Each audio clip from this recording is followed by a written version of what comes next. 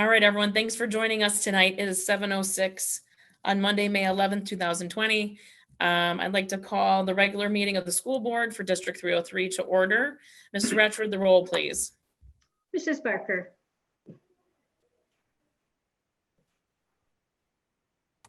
Here. Mr. Bryant. Here. Mrs. Fairgrave. Here. Mr. Mannheim. Here. Mrs. McCabe. Here. Mr. McNally. Here. Ms. Weibel. Here. Thank you, everyone, for being patient. We had a few technical difficulties, and we appreciate you staying on the line with us and just holding out for us to straighten that out. At this time, I'd like to ask Dr. Chapman to lead us in the pledge. So can everyone please stand? I pledge allegiance to the flag of the United States of America and to the republic for which it stands, one nation, under God, indivisible, with liberty and justice for all. Thank you so much, Dr. Chapman. I read somewhere that it's helpful for one person to start and kind of do the whole thing. You don't have this constant mimicking of everyone else's voice throughout. So I appreciate that.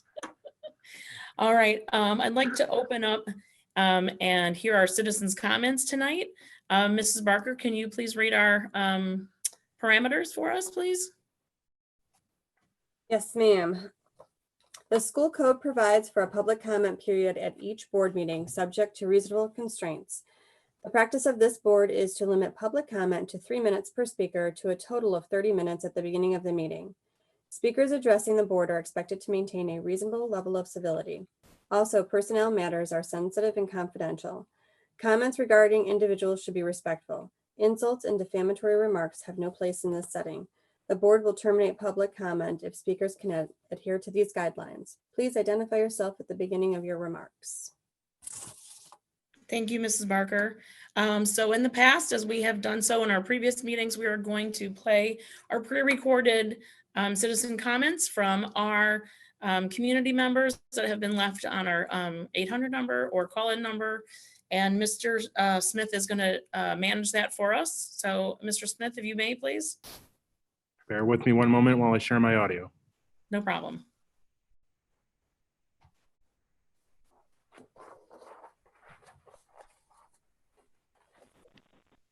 Hello, my name is Deanie Petros, and I would like to address a concern regarding graduation in D303.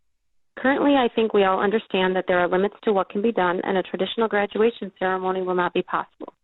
I would like to address why D303 is not doing something similar to Bradley Bourbonnais High School, who is doing an individual graduation. My first question is, which guidelines does D303 follow regarding graduation? Is it the Illinois Department of Public Health? If so, they clearly state that an individual ceremony can be held at the school as long as all efforts made are to ensure the social distancing and prevent mass gathering of people. If this is not where the guidelines for D303 are from, please provide us with the exact location of guidelines that you are currently following so that we can become aware of this. I have been in email correspondence with Superintendent Pearson, who stated that schools following this path may be in another health region. However, Bradley Bourbonnais is in Kankakee County, which is in fact the same health region as Kane County. I have not yet heard a response from him at the time of this message.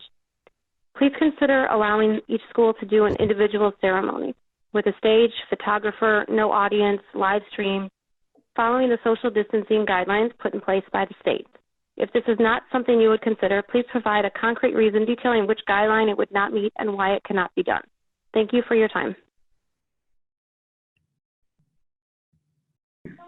I would really like to see that the future first graders end up in smaller class sizes, hoping to open up an additional classroom. At this point, they are in, I believe, 27, 28, and 29 students per grade, per class for the kindergarten level. My daughter has some special needs that she sees additional teachers for, and I don't see how the teachers, without even an aide, at this point, we never had an aide during kindergarten, but come first grade, these kindergartens are going to move up, and there's a lot of kids moving into Norton Creek right now. So again, I'm in support for the future first graders to get a lower cap size for class and possibly opening up an additional classroom for them. Thank you very much.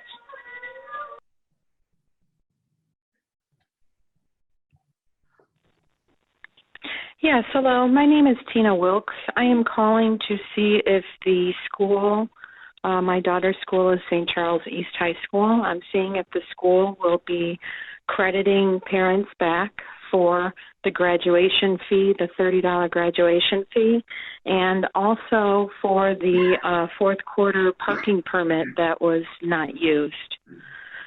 You could please comment on that this evening. I would greatly appreciate it. Thank you.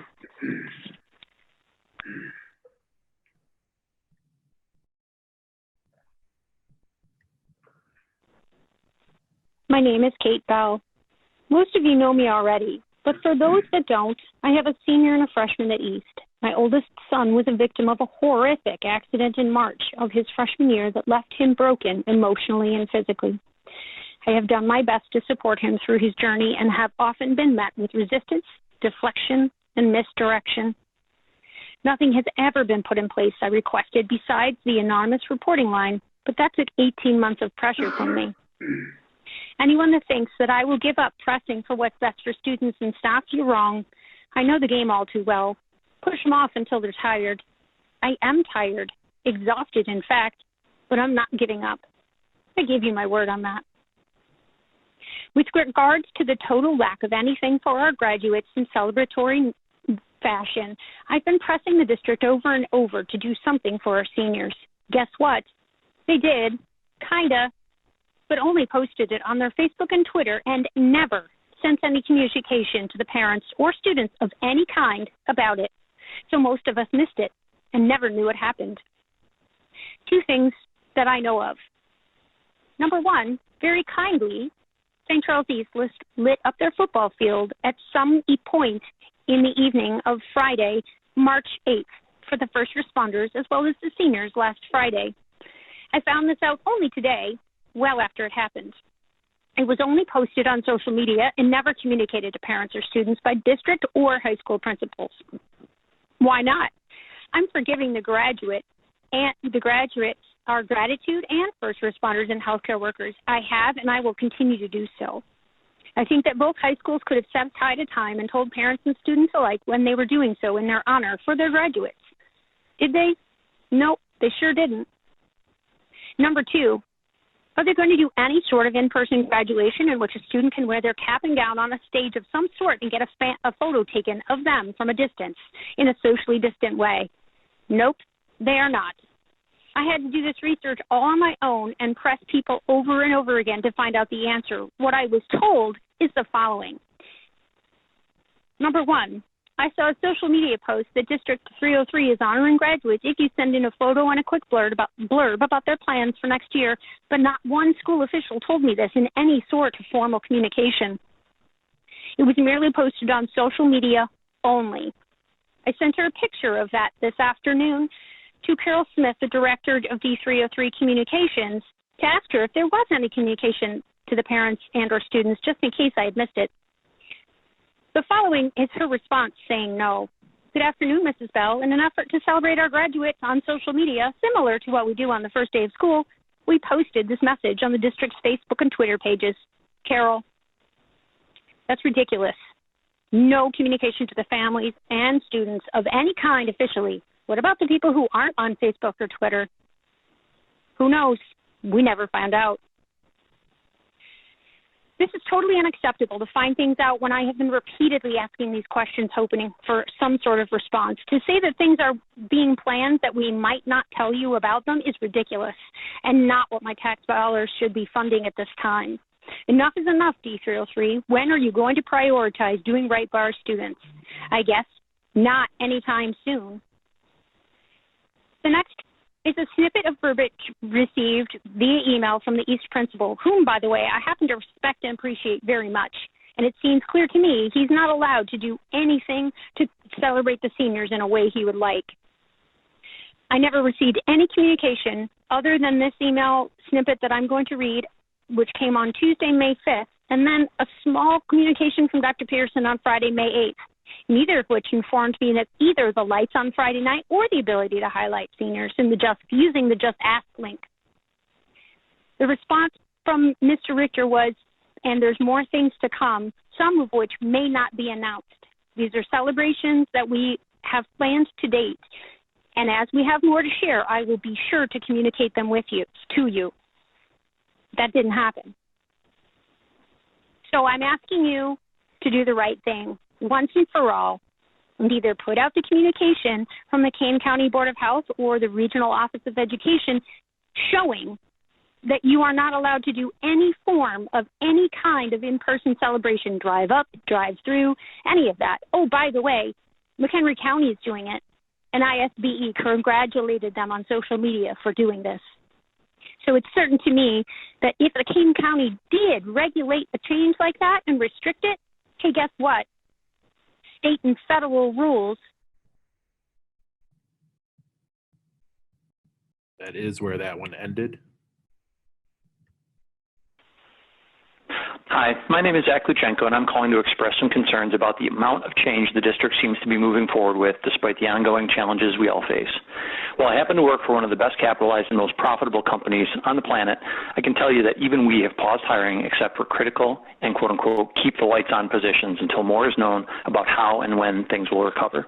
While I appreciate the work our district has done to be in a sound financial shape, I believe it would be irresponsible to take that health for granted and continue to pursue some of the large expenditures, such as Empower, that the district seems to be moving forward with unabated, despite the unknowns we face. While I can sympathize with all the hard work that was put into getting these programs where they stand today, it would be irresponsible to not take advantage of the good fortune we've had in learning of the pandemic before further commitments are made. Further, I would urge you all to consider the challenges we all face next year and to not compound those challenges by adding more change and uncertainty to next school year for students and parents alike. My now fourth grader in particular has undertaken 3 principals, class sizes of 30 plus, 2 teachers who missed months of her second and third grade years, and now this. Lots of challenges. She's not alone in having faced those and other challenges as well. I'm sure many of the other folks in the district have had similar experiences. Broader changes will include things like being behind schedule, teachers having to conduct assessments to gauge readiness at the beginning of the school year, having new requirements related to the school day, or possibly more time operating under remote learning, not to mention the challenges being faced by the parents in the district. Today's meeting has items on it like approving new and changing math curriculum and a brand new program with many new teachers and costs that are totally inappropriate to move forward with in the current environment in which we all live. Frankly, I don't even believe the governor's order to allow these meetings to take place should be leveraged for such conversations and should be relegated to only essential and necessary items, which new programs certainly are not.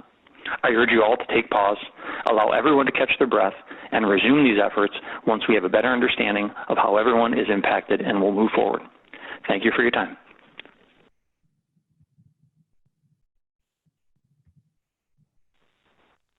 My name is Katie Obernesser, parent of a St. Charles North senior who is being denied a graduation celebration by the school district. Some of the reasons for not hosting a timely graduation celebration given to myself and other parents is that it has been dictated by the State Board of Education that there are to be no graduation ceremonies of any sort while there is a stay-at-home order in effect. But as of Friday, May 8th, Dr. Carmen Ayala, State Superintendent of the Board of Education, sent a letter to all school districts that she would like to have the schools share photos of the ways they have implemented social distance guidelines within their graduation ceremonies. Also included in that letter was a link to a joint guidance regarding COVID-19 and school graduation ceremonies letter from the Illinois Department of Health as well as the Illinois School Board of Education that had been revised May 2nd. Now, Dr. Pearson, our own superintendent, has given the reason for St. Charles not hosting a graduation ceremony is that the most recent guidelines from the state stipulate any graduation celebration needs to be cleared by local law enforcement and Department of Health, and that the rate of infection is too high in Kane County to permit a celebration. Based on numbers from the state's COVID-19 website today, Kane County's number of infected people accounts for 3.9% of the state's 79,007 cases of COVID-19. Kane County's number of deaths due to the virus is 2.6%, or 90 people of the state's 3,459 COVID deaths. More than half of Kane County's deaths are of patients in long-term care facilities. Compared to Cook County, which has 66% of the state's COVID-19 cases, I think we're in pretty decent shape. The parents of high school seniors in this school district want their children to have a timely graduation celebration. These hardworking students have been robbed of their last semester of school, athletic programs, senior award nights, prom, their friends, and saying goodbye to their teachers. This is an opportunity to not let our children suffer from yet another loss. Give them a graduation celebration. A graduation procession on May 30th or June 6th with graduates in cars driven by their family members either through the downtown area on 64 or through the Kane County Fairgrounds or the Charlestown Mall, or at the very least in front of their respective schools where they can hear their names announced and have a community-based celebration of their accomplishment is more than feasible. The only thing getting in the way of some sort of socially distant graduation is the bureaucracy.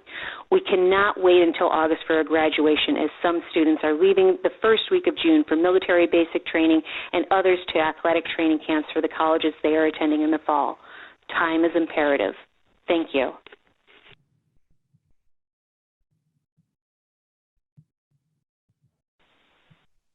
Hello, my name is Kathy Horn. I have a senior at St. Charles North, and I'm very upset because we're not having a graduation for the seniors.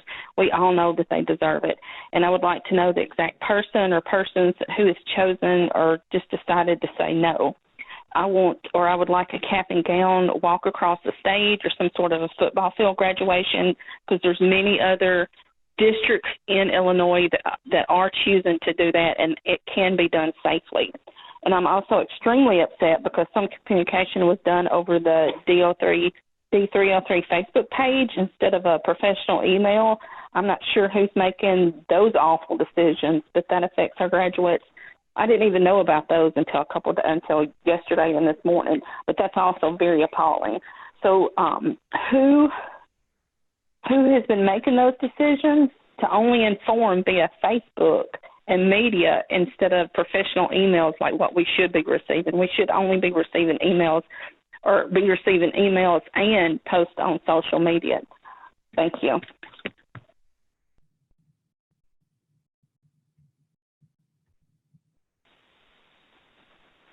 Hi, this is Liz Kazaritz, parent of a St. Charles North senior, Sophia Vivacqua. I'm calling to express my deepest disappointment with the school and school district actions to celebrate the class of 2020. The state of Illinois provided guidelines where these kinds of events can still take place safely. Schools and districts across our state have taken the initiative, and they've come up with creative ways to still allow some type of graduation, albeit not traditional, in the sense that we're all used to, and I understand that, but I certainly implore our school board and our schools to take action now and do right by the students and our school community. Something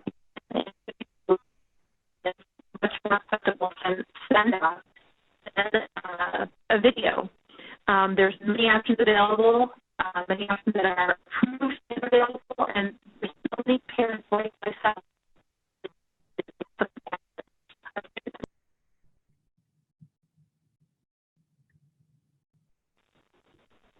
Hi, my name is Erica Filio. I'm a mother of a kindergartner in Mrs. Kerber's class. I wanted to contact the board to ask that they add an additional section to the incoming first grade classroom for the 2021 school year. This year's kindergarten classes were overcrowded. It came to my attention that they will be adding on an additional kindergarten section, but I do not believe that it has been determined yet that an additional first grade class section will be opened.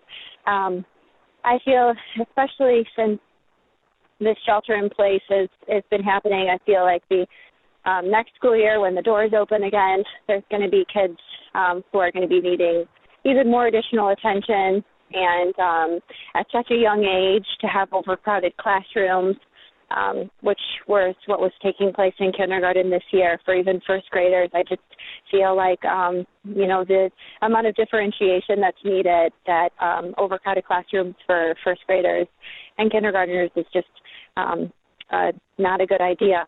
So I wanted to please ask that serious consideration is given to opening an additional section for our first graders for the 2021 school year so that all their needs can be met appropriately.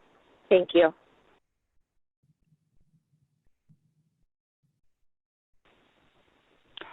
Good evening. My name is Christy Kennedy, and I have a senior graduating from St. Charles North.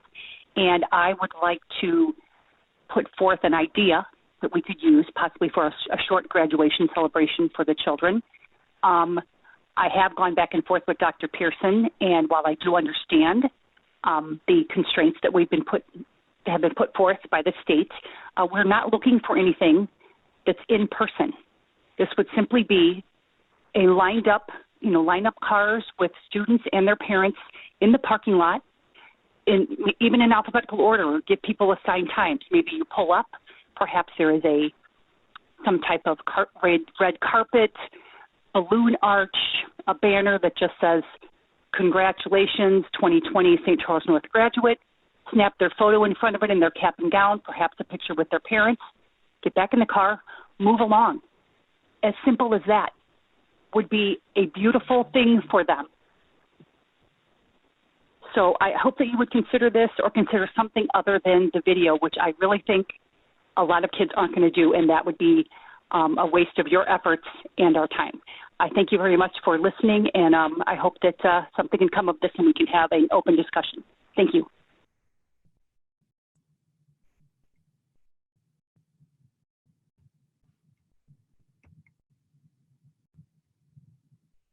That concludes public comment. Okay, thank you so much, Mr. Smith, for coordinating that. We had several of those topics: graduations, FTE, financial spending, that Dr. Pearson will cover in his superintendent report, as well as I'll make comment on. And then we have on for action is the K-1 classroom size. So we appreciate the comments from the community, and that will be most of that will be covered today. I was told that there was a glitch in our opening, so we apologize for that with our technical difficulty.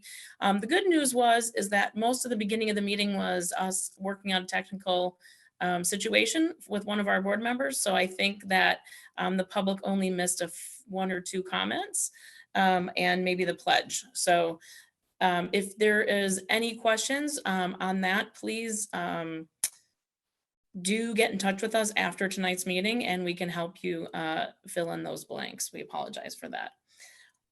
Dr. Pearson, I'm gonna give it off to you now for your superintendent comments. Great, thank you, Mrs. Weibel. Good evening, everyone. Tonight, we actually would like to begin with an introduction. This is the first time that we have had the opportunity to do a virtual introduction of a new principal for one of our schools. And so I'm going to turn it over to Mrs. Geyer, who's going to get us started on that. Thank you, Dr. Pearson. It's my privilege to be able to introduce tonight the next principal for Wasco Elementary School.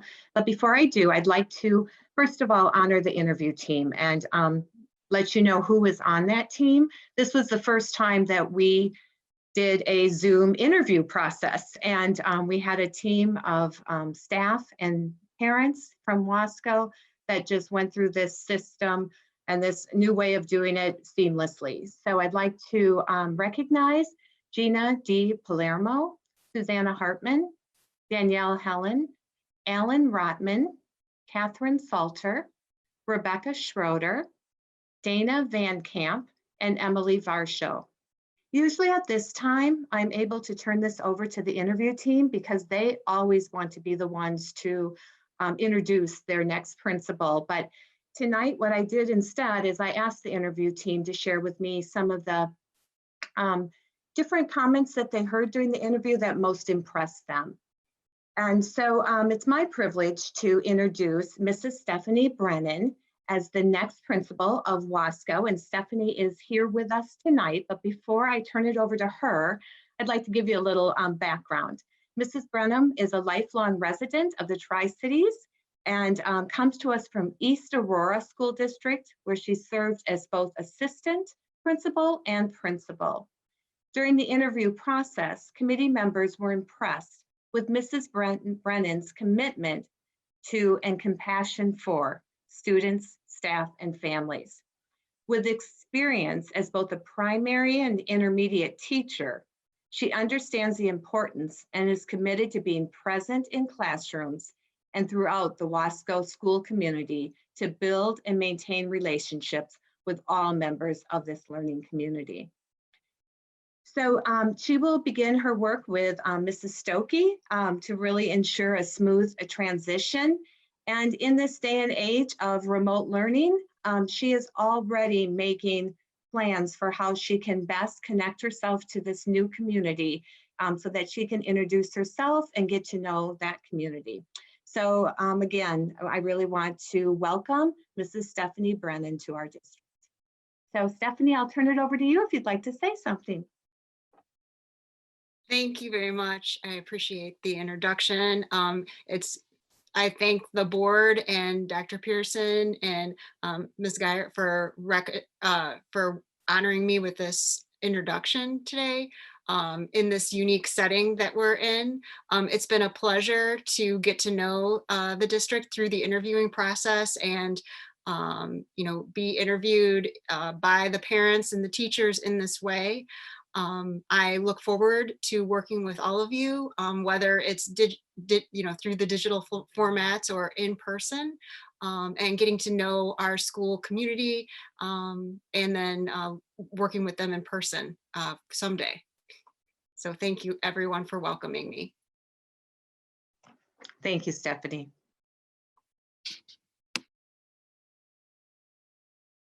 Okay, and so Mrs. Brennan is on the personnel report tonight, so you'll have an opportunity to approve her as the new principal at Wasco, and we are really appreciative that she was able to make time to join us this evening to at least get to meet all of you in this setting. I have several announcements that I would like to make tonight. The first one is I would like to just talk a little bit about graduation. We continue to understand the disappointment and frustration that people are feeling around some of the limitations that we have related to honoring and recognizing our seniors.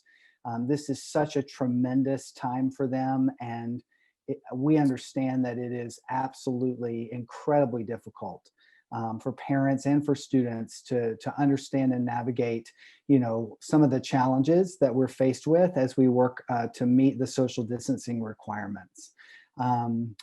As late as this afternoon, I had received some additional guidance from the Kane County Regional Office of Education and the Kane County Health Department.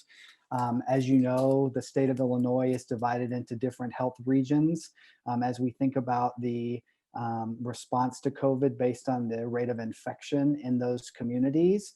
Unfortunately, as a collar county to Chicago, we are in an area that is more impacted than maybe other places in the state that are further downstate or further away from a large metropolitan area.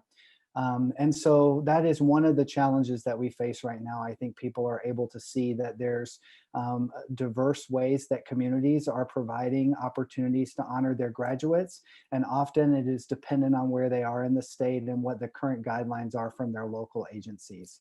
It is true that the guidelines that came from the Illinois Department of Public Health did in fact state that prior to planning any celebration or recognition, that you needed to have approval from local law enforcement as well as the local health department. It's the next to the last paragraph in the Illinois Department of Public Health guidance from also with the Illinois State Board of Education. We did receive guidance from our Kane County Health Department, and it does say that they recommend that we do not hold any kind of in-person celebration or ceremony at this time due to the high rate of COVID-19 activity in Kane County. Unfortunately, we are responsible for following those guidelines when we're working on celebrations. And I understand that families and students really would like for us to be able to announce some kind of program going forward.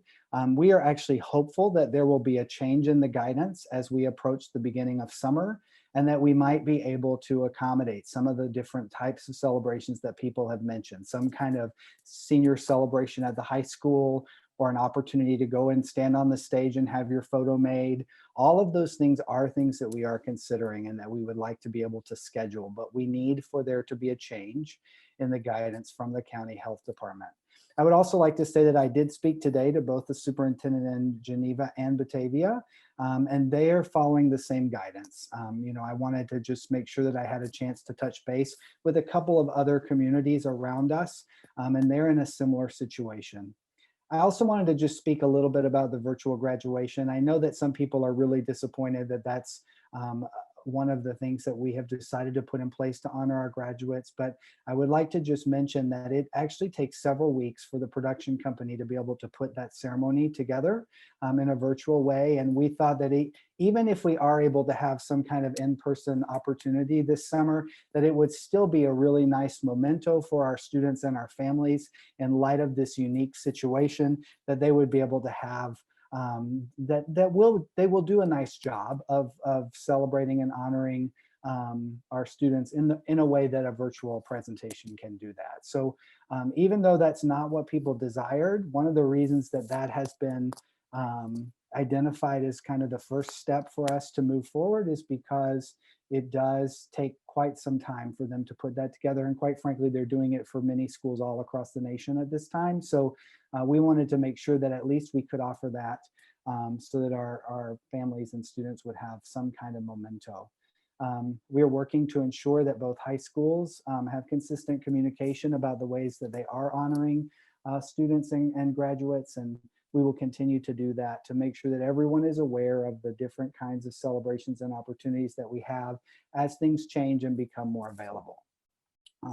So I wanted to talk a little bit about that. Just a couple of other announcements this evening. We are approaching the last couple of weeks of school, and as you know, we've been providing meal service for the community every day. This summer, we do plan to continue to provide meal service. It's probably going to be on an every other day schedule, Monday, Wednesday, Friday, Monday, Wednesday. We are going to be releasing that information once we're able to confirm with our food service provider what schedule works best to make sure that we're meeting all the needs in the community. So we'll be getting that information out, but please know that beginning on June the 1st, we will start a summer schedule and continue to provide meals in the community for students throughout the summer. I also wanted to talk just a little bit about the CAC committee, which is on May the 14th. We actually have conducted a survey of parents and students in the district about remote learning and social and emotional learning during this time. And part of that survey was actually in partnership with Northern Illinois University.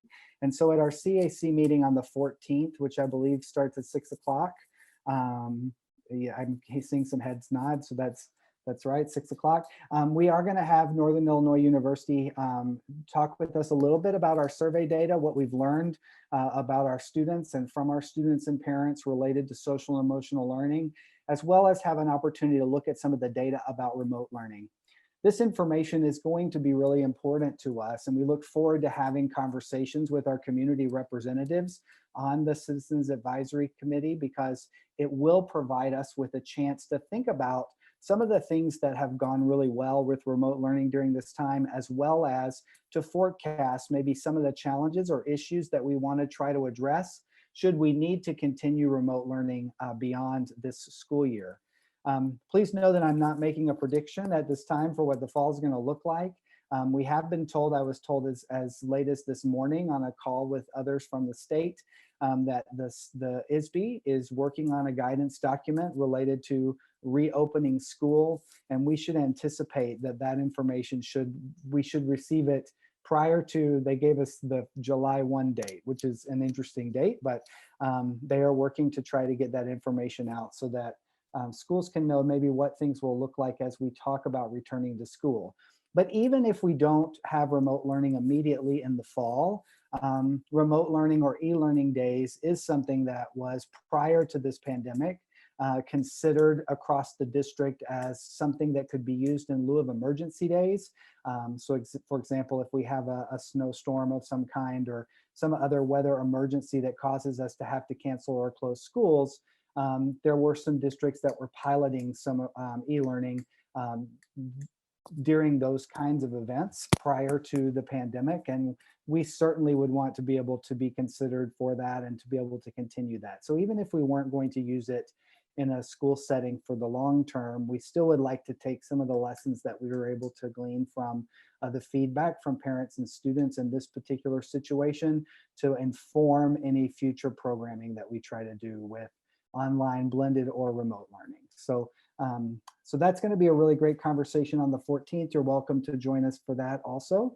If you would like to hear both the presentation from Northern Illinois University as well as some of the conversation and feedback that we're able to get from those representatives at that meeting. I would also like to highlight that on May the 18th, at the Learning and Teaching meeting, we are going to do a presentation on the revised elementary day plan. Clearly, in light of some of the uncertainty related to returning to school and whether or not we are going to need to implement a different level of social distancing in our classrooms and what the schedule is going to look like and whether it's going to be remote or blended or everyone's going to come back on the first day of school. We're still waiting for that guidance. But we have put together some changes in the elementary day plan that we want to talk about and be able to have the board have a discussion about next Monday. I think some of the goals that we're working on trying to address as a part of this revised plan is we want to maximize the potential for a longer day when we do return to full-time in-person learning. So, you know, one of the advantages that we have is that we were already planning to have a longer elementary day next year than we've had in the past with the 7-hour day. And so when we do return to school, we want to be sure that we're using that time to address the needs that our students have related to their academic progress. And so we do have some things we're going to talk about and recommend related to maximizing the longer day. We also want to reduce staffing costs in the short term.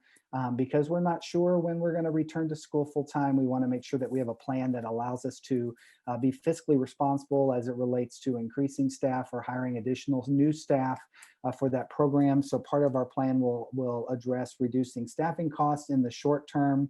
And we also have talked about what the elementary day might look like if we have a shorter day or remote learning days in the fall.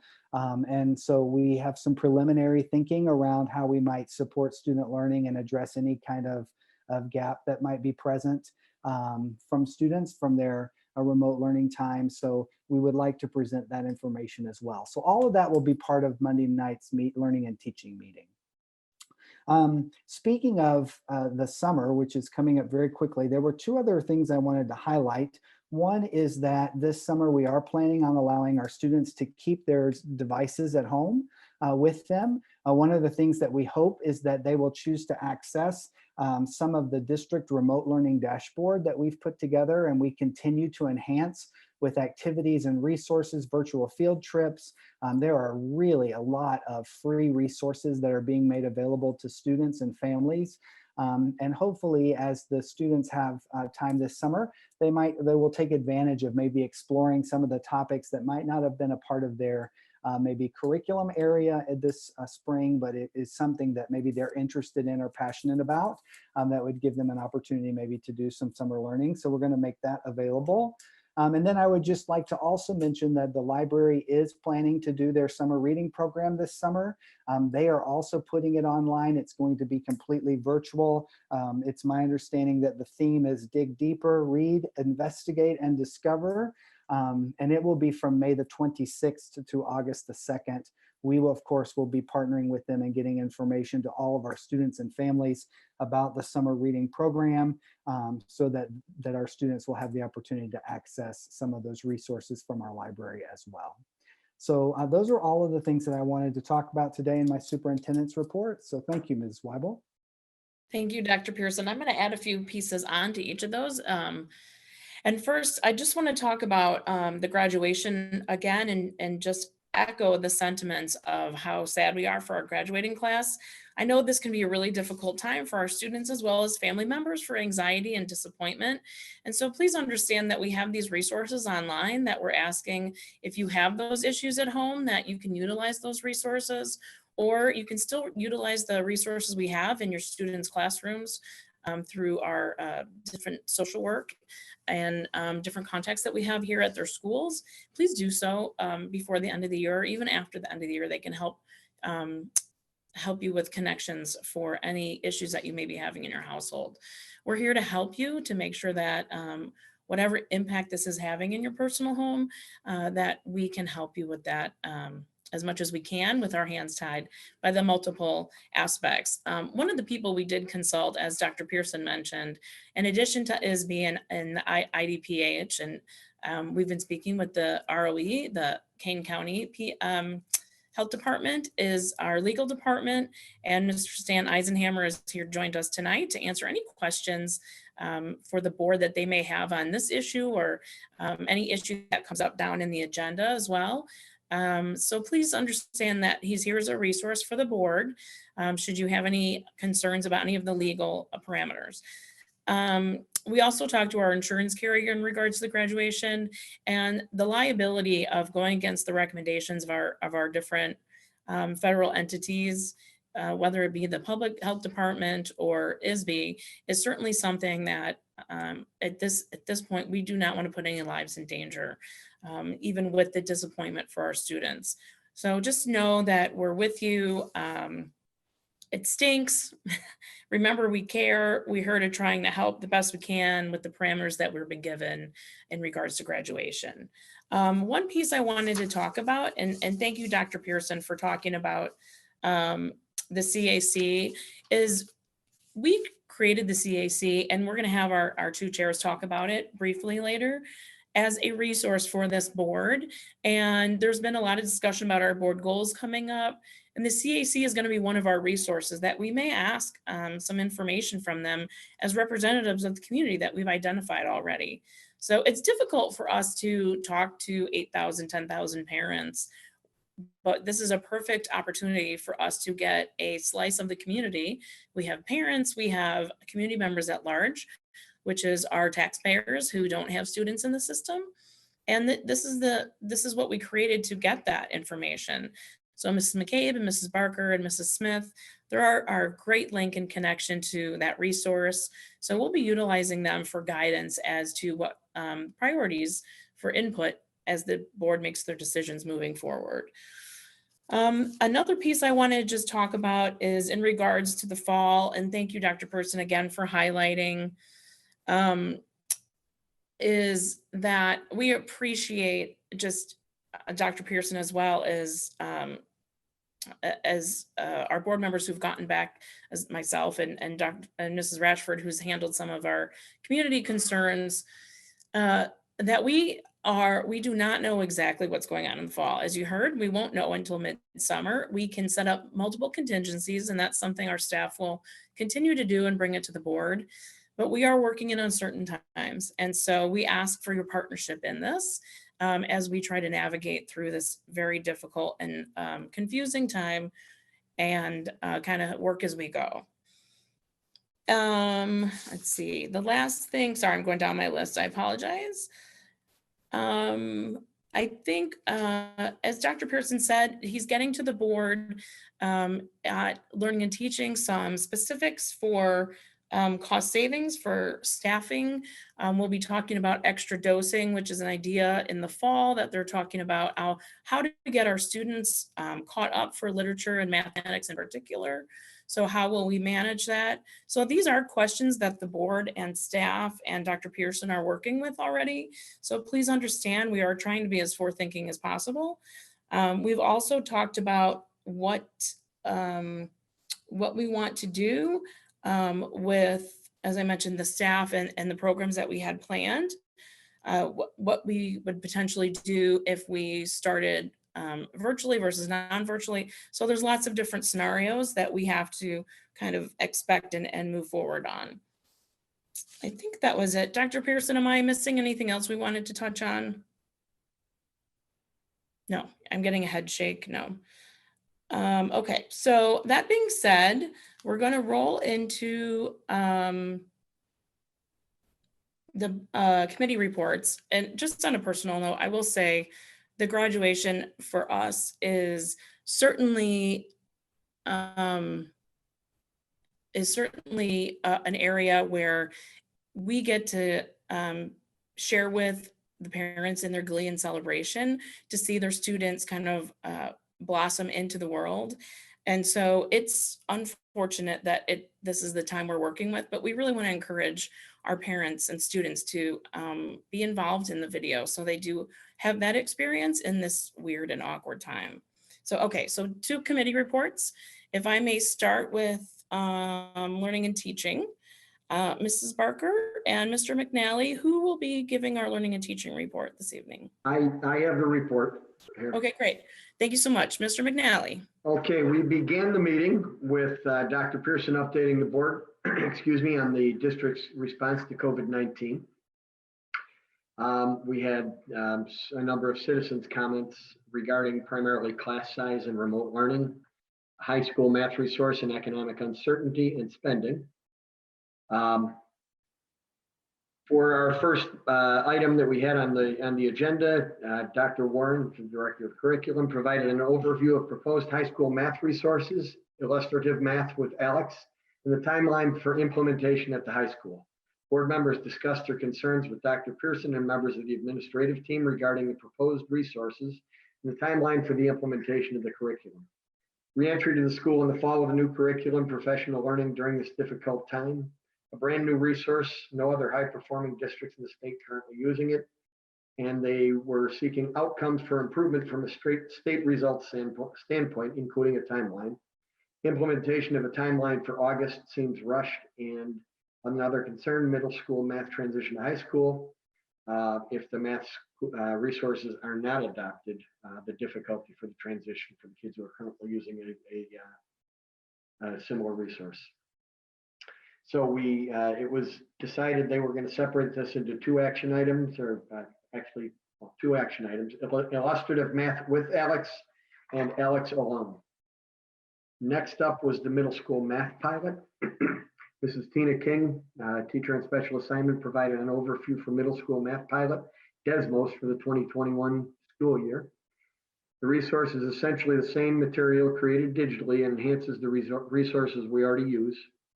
The cost would be less per student than what we're currently using. That was on the consent agenda. Next up was Empower Elementary School Extended Day Resource Recommendation. Ms. Pam Jensen provided an overview of Empower and the Elementary School Extended Day Resource Recommendation. Board members support the work the team has done and believes it will be impactful for students. Also discussed the hiring, professional learning, and concerns regarding financial impact to the district. The board will be updated on current revenue and expenditures at the next business service, at the next business services meeting, which occurred after that. And this item was removed from the May 11th school board agenda, and new presentation was to be made at the May 18th L&T committee meeting, which will be next week. Next up was class size. This is Jan Geyer, Assistant Superintendent for Leadership and School Improvement. Excuse me, provided a summary of class size presentations. As noted in the presentation, district administration suggests class sizes models of 25 beginning in the 2021 school year for kindergarten and roll each grade level up in each subsequent year. Board members discussed the option of lowering class size, starting with kindergartner grades K through 1 for the 2021 school year. Dr. Pearson noted that if we do move to this 25 student class size model, it will significantly increase our cap and send of new students. Additional discussion regarding the COVID-19 impact on the 2019-2020 school budget and the 2021 school budget planning will occur at business services. Discussion may impact decisions regarding class size at the primary grades, and so there was some discussion then. This action item is to reduce the class size cap for kindergarten in grade 1 from 27 to 25. That is being placed as an action item. Next up was renewals, and they were recommended for consent. And we have middle school administration next up. Mr. Mark Moore, Assistant Superintendent of Leadership and Administrative Services, discussed changing the administrative staffing structures at the 2 middle schools.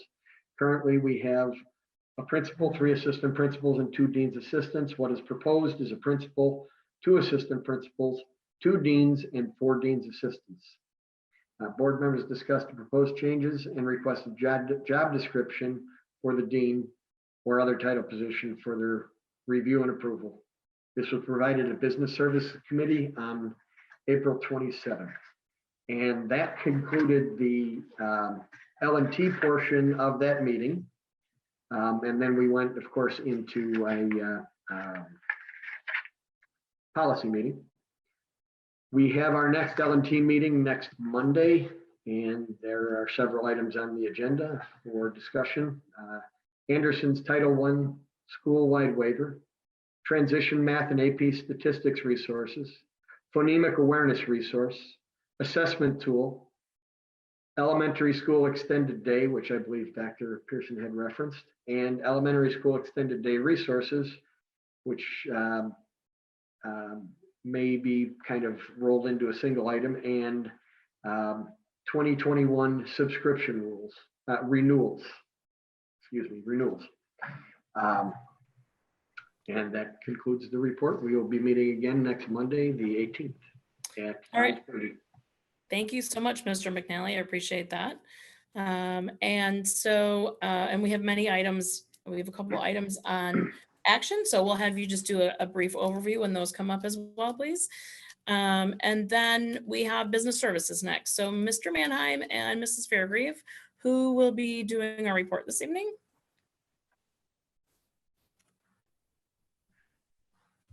I can't see Miss Fairgrieve, so.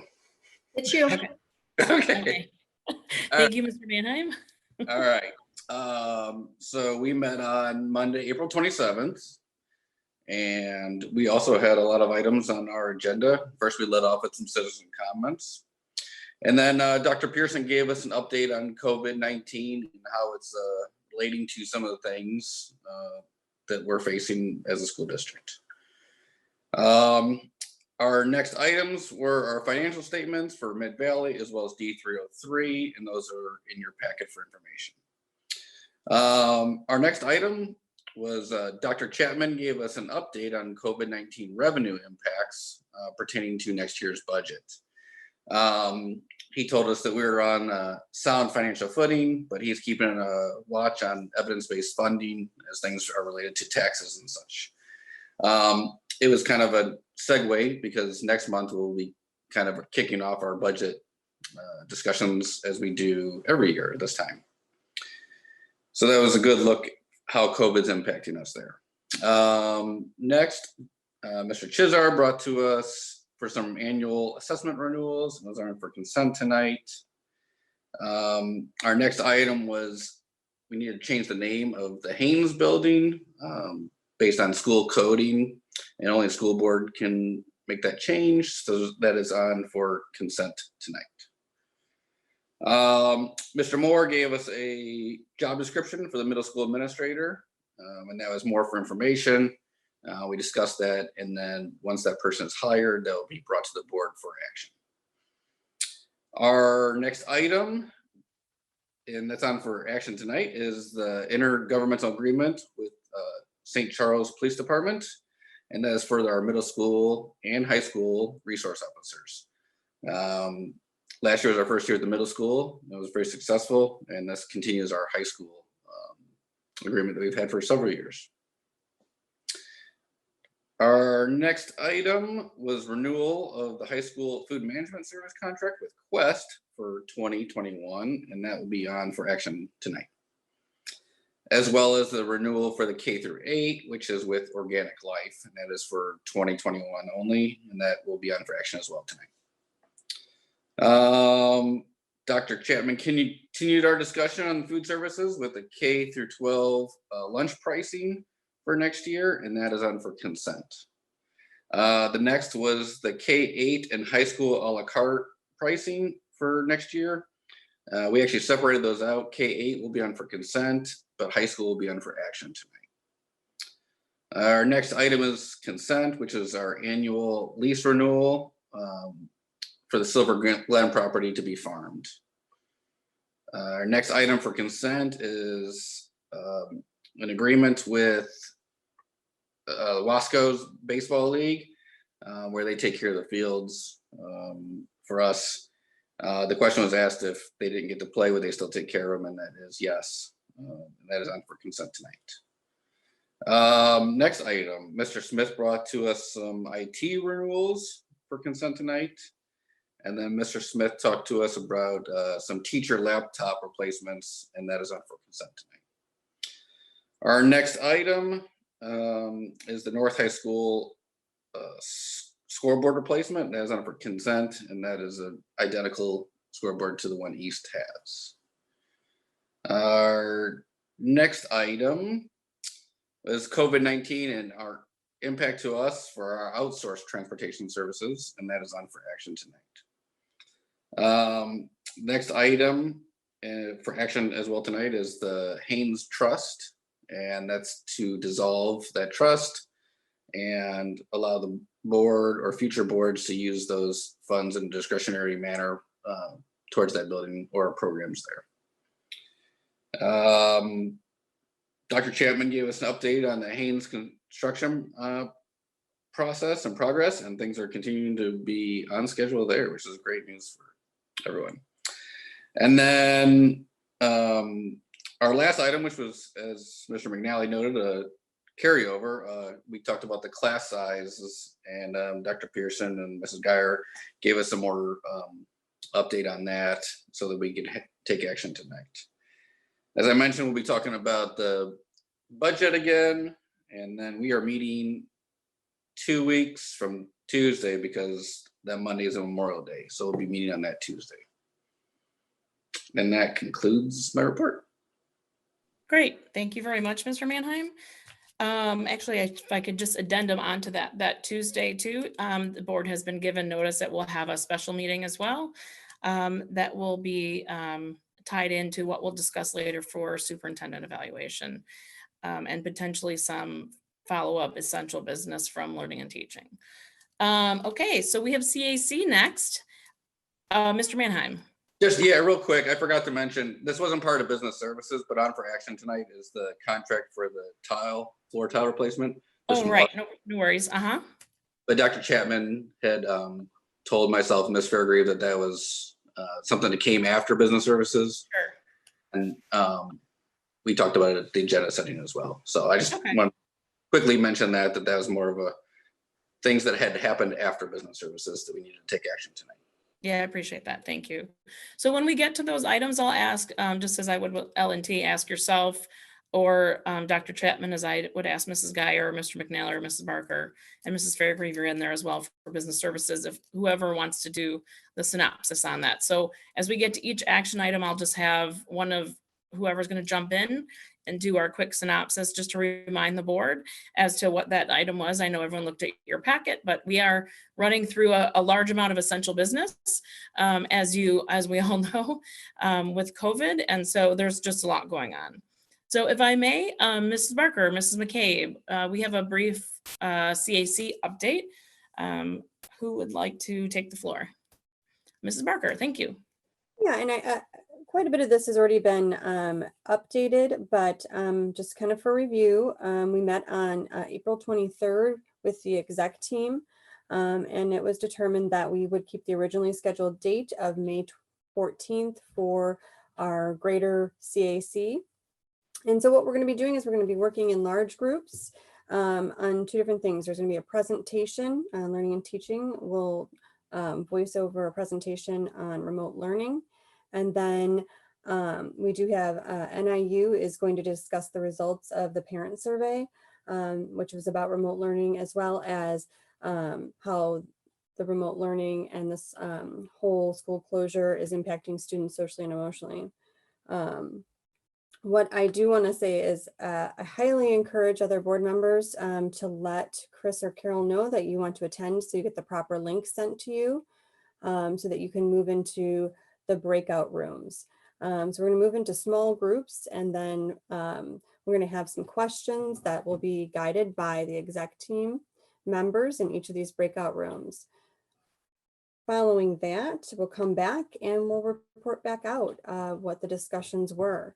So in essence, during the exec CAC, we had a large discussion about some of these points. Some really interesting points were made. I encourage people to go back and listen to that. That had us arrive at this is what we wanted to do to spend our time with the greater CAC. We concluded at 7:11, I believe. And then we will be meeting again with the exec team, but I don't have that date. Ms. Smith, do you have that date? Mrs. Ratchford and I talked about it today. I'm sorry, I don't remember off the top of my head. I believe it's May 27th. Thank you. Welcome. So May 27th, the exec team will meet again to discuss how things went with this virtual CAC, and then if we are going to be having a final meeting with the CAC or not. So that's TBD, future items and date for the greater CAC following May 14th. Okay, great. Thank you so much. As Mrs. Barker mentioned to the board, please reach out fairly soon because that meeting is coming up this Thursday to Mrs. Smith as to if you're going to be in attendance or not. I think it's a great opportunity. I've been to, I think, all of them so far to hear what our community has to say. It's a great snapshot to see and hear reflections of what's going on intuitively in the thoughts of both parents and community at large. It's a nice opportunity to be involved. So Mrs. McCabe, do you have anything you'd like to add? No, okay. Thank you so much. All right, our intergovernmental meeting is going to be this Thursday. So we actually do not have an update because our last one was incorporated into our last general meeting. Is there any other, we had policy. I'm sorry, Mr. Bryant. I see you giving me a raised eyeball down there. So thank you. Mr. Bryant, could you please handle policy for us? Yes, we had a short policy meeting attached to the L&T meeting a couple of weeks ago. Mr. Moore updated us on Press Manual 103. We had a couple of discussions on some policies, one being reimbursement for checked baggage for board members for any board travel. The committee agreed that that language should be included in our policy.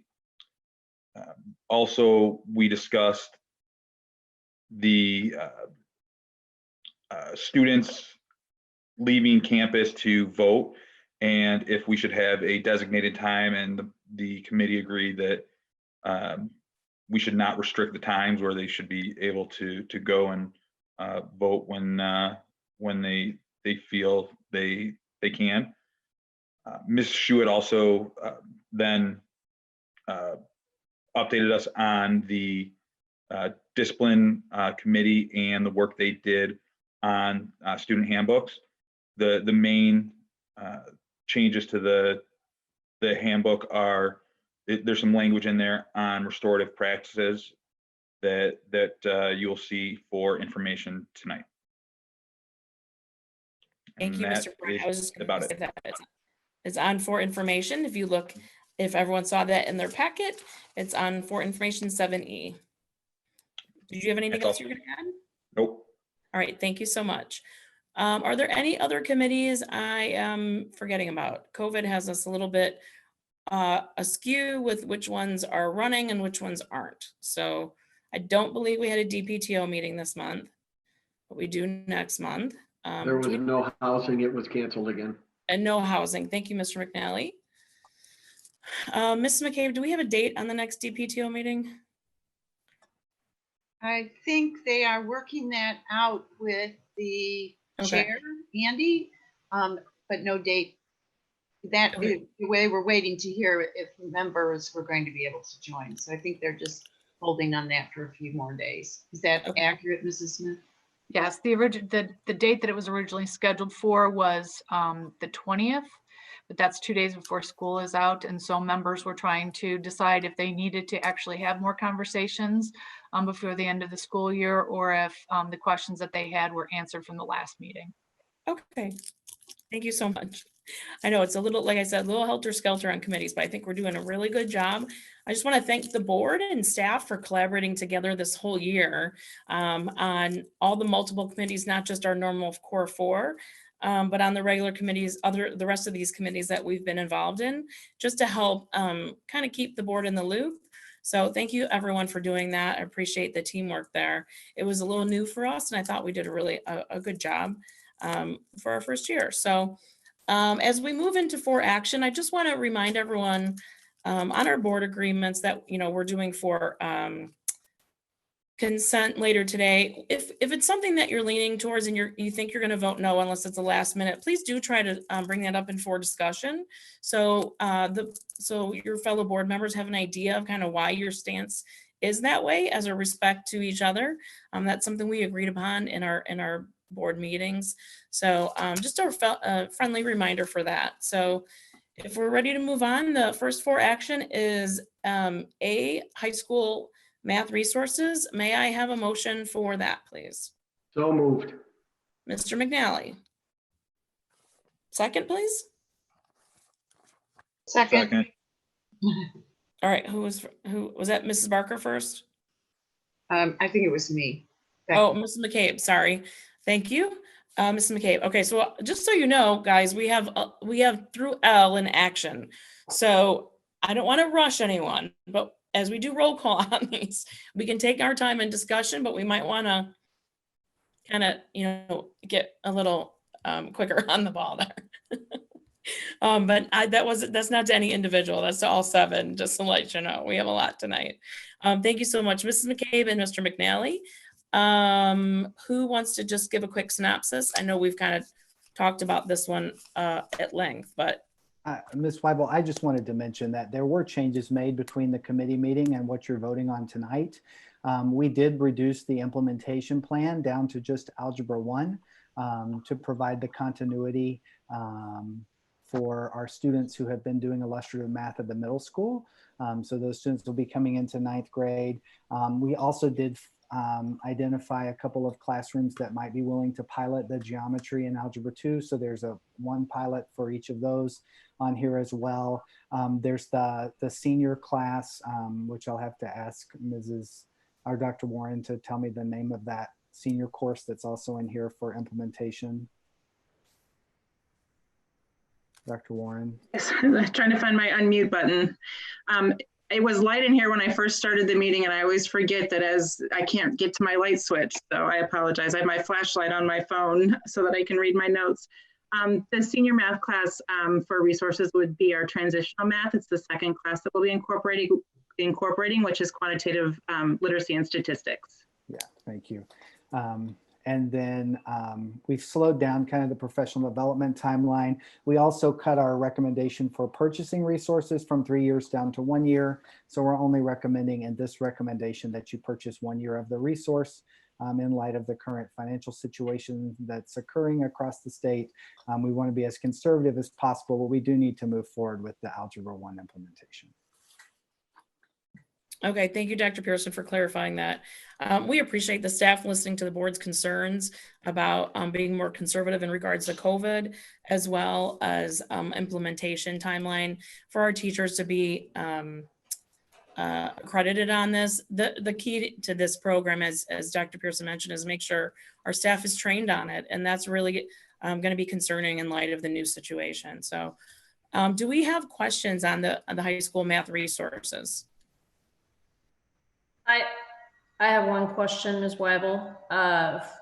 Yes, Ms. Fairgrave. For the piloting of the geometry and the Algebra 2, Dr. Pearson, will that take place at both high schools? I'm looking to Dr. Warren. I'm not sure who's volunteered to do that for us. Yeah, we're still working with the high schools for that. We would like to have a pilot classroom at each of the high schools, just because it allows more or less like a lab classroom experience for them to build some expertise within our staff. Okay, great, thank you. Okay, the only question I had, Dr. Warren, is in regards to the piloting for geometry and algebra 2. We're piloting what level again? Honors or? Those would be for just the regular geometry and regular algebra 2. Okay, we're just piloting the regular. Okay. Correct. Okay, yeah, because actually I was going to say the honors material is actually good material. So actually I'm good with that. Okay. Does anyone else have any questions or discussion before we move on for a vote? No. I just wanted to add that I appreciate the fact that we were, the administration was responsive to the requests, and we reduced it down to a single year, acknowledging that we have some issues with our current math program. This would put us in no worse a position 1 year from now than we would be. In fact, probably a much better position than with our current math program. And it will also provide that continuum for those 8th graders going into high school. Thank you, Mr. McNally. I completely concur. Okay, anybody else? Mrs. Rashford? Mr. Bryant. Oh, wait, we have Mrs. Barker has some questions. Yeah, Mrs. Barker, sorry, I moved a little fast. That's okay. I figured I'd just start yelling anyway in a minute. Oh, I apologize. I have to scroll a little better. I'll do a better job on that to see the hands up. So yeah, I do have a few questions, and they mostly surround the outcomes and success indicators. So I think we're at a point where we're going to pilot for 1 year. That makes sense in our standard. But when we get to the indicators, I have a first indicator that says increasing SAT mean math score by 30 points. I don't know by when this is going to be evaluated. When will we be looking at that? Given that we're only doing this 1 year, and it's mostly in Algebra 1, I'm just trying to figure that out. So that's first. I don't know if you guys want to answer. We'll do one by one. So indicated in the packet that we had put together on that very last page that I tried to summarize everything, that would be a 2021-2022 indicator, given the spring testing and the timeline that we have right now. So that wouldn't be next year, but the year after. Okay. Are any of these indicators, are they for the year? Are we going to be looking at, I see that you have PSAT, math benchmark, 5% growth on middle school PSAT data. Is that what, I'm not sure, what does MS mean? There, is that, am I reading that right? Middle school PSAT data? Yes. Okay. Why are we looking at the middle school PSAT data? That was just, and actually I'm going to ask Ms. King to jump in. She looked at the data from the middle school implementation, and that helped us identify and define our high school outcomes. Now, both the 8th and 9th grade are PSAT tests. So we were speaking in the success indicators about the Algebra 1 course for 9th grade. So increasing the percent of students meeting on that benchmark by 5% for the freshmen. So, well, I guess my question is that the middle schoolers that take PSAT are your 8th graders who are already taking algebra or geometry. So I'm confused. I guess I'm confused about how that is going to work. Those are your advanced students. Otherwise, unless there's a change that I'm unaware of, our 8th grade standard students don't take PSAT. Yes, our 8th grade students do take the PSAT, and our 9th grade students do take the PSAT. So in this success indicator, we were really referring to the students that would be in algebra as freshmen at East High School. We'd like to see an increase from their fall 8th grade scores to their 9th grade spring scores of 5%. Oh, you were right. I just remembered that I got into College Board for my son. That's okay. There's a lot of tests to keep track of. Yeah, that's all right. No. So you're looking at this year's 8th graders fall data, and you're going to compare it to the spring data. Is that what I'm understanding? Yes. Okay.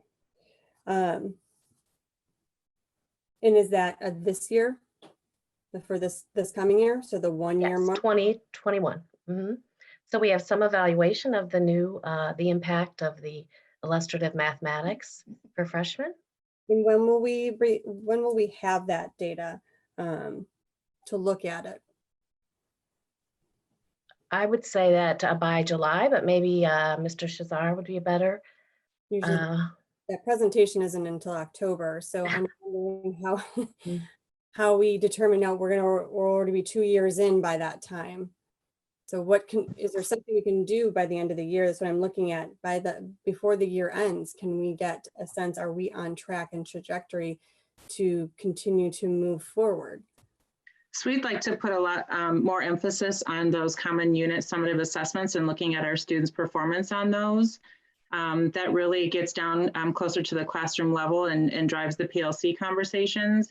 But in the era of COVID, we just don't have the assessments, the PSET, SAT to really help us through this spring. So we're really going to be looking at their performance and looking at that MTSS of where we would like 80% of our students to achieve the learning targets on those common summative unit assessments across the district. But we'll have already needed to commit to another year. Well, sorry, this is Dave. We'll get preliminary data in June, although the spring administration is a state funded and it falls under the guise of a state test. We'll get preliminary PSAT data. We should get it sometime in June, July, the very latest.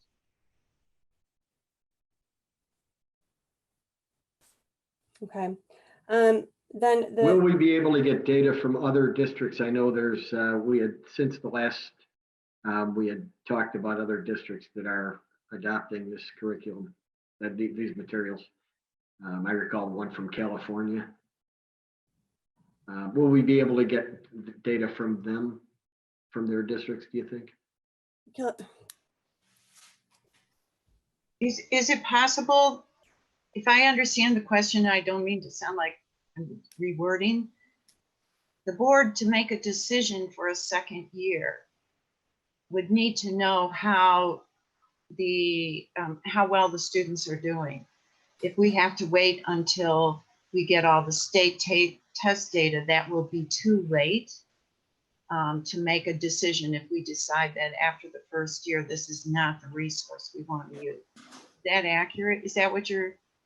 Well, yeah, that's what I'm looking at. And the only thing that we have as a target then is the common assessments. But the issue is that you're going to be building that airplane this next year on those common assessments. If I can jump in, Ms. McCabe, I think those are really good synopsis. So I'm going to bounce it back to Dr. Pearson and ask him, presuming we make a decision on this tonight at some point, next year when we make decisions, what data pieces would you be able to commit to giving the board, do you think? Let's start with that question. So one of the reasons that we recommend a longer than 1 year implementation is because it does take us time to have some of this data and also to build in the instructional practices. And so, with that issue is compounded by the fact that we are in a situation where we are uncertain what kinds of assessments will be offered in the fall. I think one of the advantages to IM is that it does have assessments that are aligned to the curriculum and to the standards that will be given commonly across all of our Algebra 1 classrooms. So at the very foundation, we'll be able to give you common unit assessment data. We'll be able to collect that data, and we could compare that maybe to some of our summative assessments that we've used in the past for Algebra 1 to see if there's an increase or improvement in some of the identified standards and skill development that we have been targeting. What will be a really good piece of data, which you're right, is going to be kind of a postmortem, is the PSAT data, because we do have growth expectations that have been established with the national norms that from the fall to the spring. And so that helps us look at the students' growth and whether or not they are improving their growth. We have our local data as well as some other some national data. So both of those pieces would be helpful to us. The question is about the timing. So I think in the short term, those unit assessments, and of course, we're going to also have teacher feedback. Teachers are going to tell us about whether or not they're seeing students find success with the curriculum, as well as some of the activities and units of instruction, and we'll have that information as well. So that's going to be the best that we'll have for in this first few months of implementation. And then once we have the PSAT data, that at the very least will validate what we're seeing on the unit assessments. Dr. Pearson, if I could add just one piece. One other piece that we would like to use as a success indicator is walkthrough data of doing walkthroughs through the classrooms to see the shifts in instructional practices. That will help drive our professional learning and implementation. So I don't want to lose sight of the walkthrough data that will be very valuable to us as well. Right. I did see that there was the walkthrough, what things are going to be looking for. I just do have a question about what there was the classroom observations demonstrate a balance of explicit and problem-based learning experiences. What does that balance look like? Do you have any percentage breakdown? I know we talked about that a few weeks ago. We did talk about it a few weeks ago, and I think the biggest piece there is for teachers to respond to what their student needs are. And so you might see more explicit instruction happening at times where the teachers are seeing that students need that explicit instruction, and then you might see that problem-based learning. I know Tina has experience with this program. I'm not sure if I can say that McGraw-Hill didn't put a % on it. I don't know if Tina can share maybe at the middle school what that balance looks like. Well, we did ask the high school presenters, the professional trainers that presented to our teachers about this topic, because we're really looking for a program that has that balance between procedural fluency and conceptual understanding, and then also that balance in instructional strategies from collaborative group work and independent skill practice and teacher-led instruction. This program is different from CPM because it is a structured program. So there are times when the teacher is conducting explicit teaching. And the figures that they presented to us was about a third, a third, and a third. And we also have the component where Alex is integrated with that as well to help with the procedural fluency. So those are integrated together. Thank you, Dr. Warren. I was just going to say that please, for the board, just a reminder that this package also implements Alex for 6 through 12. So, okay, before, I think does that answer your questions, Mrs. Barker, in regards to the thoroughness of everyone's responses? I'd like to try to get moving on to B unless there's something more specific. No, I just want to make sure that as far as honors go, that because I know there were a couple changes and with different documents that we have, you guys are searching for the appropriate resource at this time. There's nothing confirmed. Yes. Okay. All right. That was yes, they're still looking, I believe. Okay. All right, great. Thank you so much for everyone's thorough answers and questions. I appreciate your due diligence. I think I don't see any other questions up. Mr. McNally, do you have a question? No. Okay. Just get ready to vote. Okay, Miss Weiber, can I add one piece though? The Alex is not 612. The Alex would just be starting with those 8th graders in algebra. Oh, sorry. I saw in the contract it says 612. Yeah, sorry about that. It really is just those students who would be taking algebra in at the middle school level. So okay, fair enough. Thank you. All right, Mrs. Rashford, the roll, please. Mr. Bryant? Yes. Mrs. Fairgrieve? Yes. Mr. Mannheim? Yes. Mrs. McCabe? Yes. Mr. McNally? Yes. Mrs. Barker?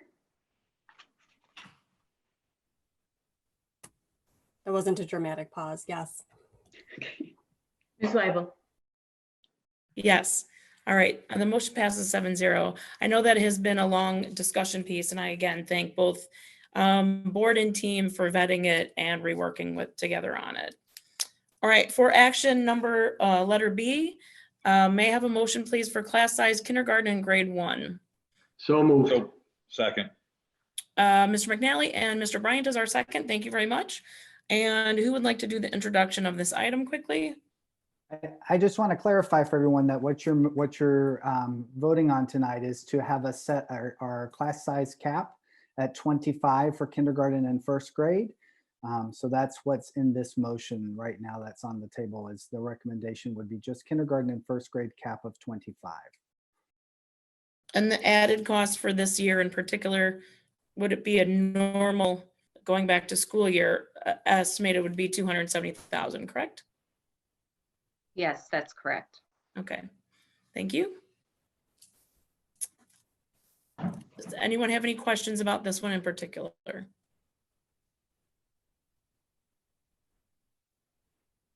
Okay, I'm looking. I see no hands. I don't want to miss anybody though. All right, Mrs. Ratchford, roll please. Mrs. Fairgrieve. Yes. Mr. Mannheim. Yes. Mrs. McCabe. Yes. Mr. McNally. Yes. Mrs. Barker.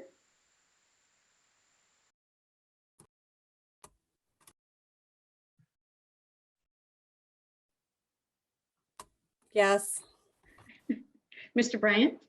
Yes. Ms. Weibel. Yes, motion passes 7-0. I just want to commend again the board and staff and Dr. Pearson in working collaboratively together. I just want to say that this reflects us listening also to the community needs and the needs of our littles, who we also want to make sure that they get that personal attention. So thank you very much, board, for that vote. For action numbers, letter C, I always say number, sorry. Letter C is the Charles H. Haines Trust. May I have a motion for that? So move. Mr. Second. Mannheim. Mr. Bryant, thank you. Mr. Mannheim, would you like to just run us through? This was the trust that has been around that we are now going to activate. But Yeah. You want to give a better explanation than that? Nah, it's pretty much, I mean, it's been around for a long time, and kind of with the current circumstances, I mean, we were just earning interest on it, and there's no interest to be earned right now. And so it seemed like kind of an appropriate time to dissolve that trust and then allocate those funds to be used for the Haines building as the trust would want. So there's no parameters or anything or any intention right now, but it's there, you know, for this board or future boards to use whenever they deem necessary. Right, for the intended use of the beautification of some kind to that building in particular. Correct. Okay, thank you so much for clarifying that. Do we have any members that would have a discussion, since we have Mr. Yes, I was gonna say Mr. Eisenhammer on here. Do we have any questions about the contract, or Mr. Bryant? Yeah, I'm not opposed to liquidating this fund and this trust.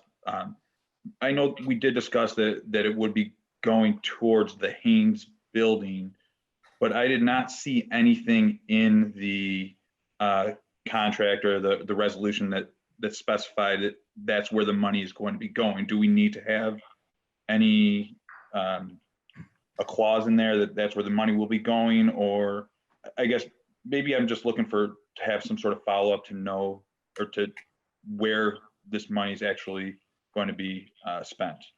Okay, valid question. Dr. Chapman, or? Yeah, I'll go ahead and address this. Mr. Levy from Hodges, Louisiana, and I worked on this together. The resolution's intention is not to designate or place the funds in a certain location. It's simply to dissolve the trust itself. And you as a board can direct us to do with those funds whatever you would like. Certainly, if you wanted to somehow make an amendment to the motion that included for that purpose, we could do that. But certainly when you direct us to dissolve this trust, I'm going to put this into a reserve account, and it will sit there until you tell us to spend it. I don't think there needs to be an amendment or anything like that. I was just curious if we did need some language in there. Okay. I feel like, does that explanation explain things for you, Mr. Bryant? Okay. Anyone else have anything to add, questions to answer? All right, thank you very much. Mrs. Ratchford, the roll. Mr. Mannheim. Yes. Mrs. McCabe. Yes. Mr. McNally. Yes. Mrs. Barker. Yes. Mr. Bryant, Yes. Mrs. Fairgrave, Yes.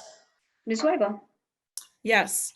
Again, I'd like to thank the Charles H. Haines family for their generosity to our community, and for Dr. Chapman and the staff for working with our legal to convert this for the district and for that particular area in the future. So, all right. So for action letter D, the intergovernmental agreement for our SROs, school resource officers. May I have a motion for that, please? Slow move. Mr. Manheim? Second. Mr. McNally, thank you. Second. So this is an intergovernmental agreement for our SROs. We have 2 at the middle school, 2 at the high school, 1 for each building. In the past, we've had an agreement with them that was a partial rate because of the Littlewood school, and I will have Mr. Manheim jump in here if anyone wants clarification. But this is going to be the rate for the next several years. Like Mr. Manheim, can you clarify 3 years? Yeah, so when we had an intergovernmental agreement with the city of St. Charles 3 years ago, I believe, or more, when we sold Littlewood so that they could use it for the water tower and the bridge. We traded that for 3 years of resource officers at the high school. And 9 years? Mm-hmm. Okay, Mr. Morris corrected me. I don't even know what month it is. So that agreement has ended. So last year we added middle school. So now this new contract, this new intergovernmental agreement will be for all 4 of our upper levels, so the 2 high schools and the 2 middle schools. And the contract is for, Mr. Moore, refresh me. How long is the contract for? It's a 3-year contract, Ms. Weibel. Okay, it was a 3-year. Okay, I was Correct. right on that. Okay, I see it now. Okay. Thank you, Dr. Chapman. All right, does anyone have any, and we've gone through all this in business services, but there's a lot going on and things are ever changing. So nothing's staying the same. This one was actually pretty neutral, but does anyone have any questions on it? I have a question. Ms. McCabe. If we don't have school face-to-face next year, are there any changes that would be required in this contract, or changes that we would have to anticipate? Dr. Pearson, do you have any? Yeah, so the role of the SRO is clearly different when we're in a remote learning situation, but I can say that we have been using our SROs over the past few weeks as we've worked with families or situations that have been happening in homes across our community, that our SROs either have relationships with those students or we needed their assistance in getting information or working with a student or family. So in some ways, it's as critical, if not more critical, in times like this where we're not as in close contact as what's happening at school. So I certainly think if we feel like there's going to be an extended period of time that we're going to be in a remote setting in the fall, we would have a conversation with them about what that looks like. There's quite a bit of flexibility in kind of how we schedule the SROs and how they work to support us. And the city has been extremely gracious in partnering with us to make sure that we have what we need and vice versa. So I don't anticipate a problem, and I certainly know we could have a conversation if we feel like we need to make some changes. Thank you. I appreciate it. Thank you for clarifying that. To Dr. Pearson's point, I think it's important that as we still have families in crisis, that we potentially, if we are remote learning, we have that opportunity to use them as a resource. So that's an added bonus, I think. All right, do we have any other questions for SROs? Okay, I am seeing none. I appreciate that people are waving because it's hard to keep track of everyone on here. All right, Mrs. Ratchford, the roll, please. Mrs. McCabe. Yes. Mr. McNally. Yes. Mrs. Barker. Yes. Mr. Bryant. Yes. Mrs. Fairgrave. Yes. Mr. Manheim. Yes. Ms. Weibel. Yes, thank you. Motion passes 7-0. we'll continue to have the safety of our students forefront as our priority, as it has been. Thank you so much, team. Okay, for action E, renewal of high school food management service contract with Quest for fiscal year 2021. May I have a motion for that, please? So move. Mr. Mannheim, Second. Mr. Bryant, you guys are getting a lot of floor time today. All right, do we have, I'm gonna just throw this one to Dr. Chapman, if that's okay, guys. Do you want to give us a quick overview on this, please? Yeah, absolutely. Just as a reminder, our Quest contract is for high school only. We are off the National School Lunch Program, so this is a 3-year agreement, which adds an additional year and increases the commission in the final year of the contract. And also there's a stipulation in there to add a point of service at both the high schools that would include kind of prepackaged and coffee services, which, you know, a couple things. One, that helps for the schools who've told us that kids are wandering in late. And number two, if we do end up having a situation where we have restricted usage next year, it will be beneficial to have additional points of service as we open the year. So I think it's a favorable agreement for both parties, and we have very much enjoyed the relationship with Quest thus far. Okay, thank you very much. Does anyone have any questions about this? We did discuss it at Business Services, but I'm happy to take concerns. Mr. McNally? No, waiting for the Okay, vote. sorry, your box lit up, so I wasn't sure. No, just prepping for the vote. Okay, anybody else? All right, Mrs. Ratchford, the roll, please. Mr. McNally, Yes. Mrs. Barker, Yes. Mr. Bryant, Yes. Mrs. Fairgrave, Yes. Mr. Mannheim, Yes. Mrs. McCabe, Yes. Ms. Weibel. Yes, thank you. The vote passes 7-0. May I have a motion for renewal of K-8 food management service contract with Organic Life for fiscal year 2020 and 2021, please? So move. Mr. Mannheim. Second. Mrs. Fairgrave was our second. Thank you. And Dr. Chapman, to you, please. Yes, this is for a 1-year renewal with Organic Life. Just as a reminder, we're on the National School Lunch Program for K-8, and it's a prescribed process in which we're able to renew up to 4 times, but 1 year at a time. This agreement calls for a 3.1% increase, which is the consumer price index food away from home, and also allows for an increase due to minimum wage labor law, the rates going up 2 times next year. So that's been provided for you as well in the contract. All right, thank you very much.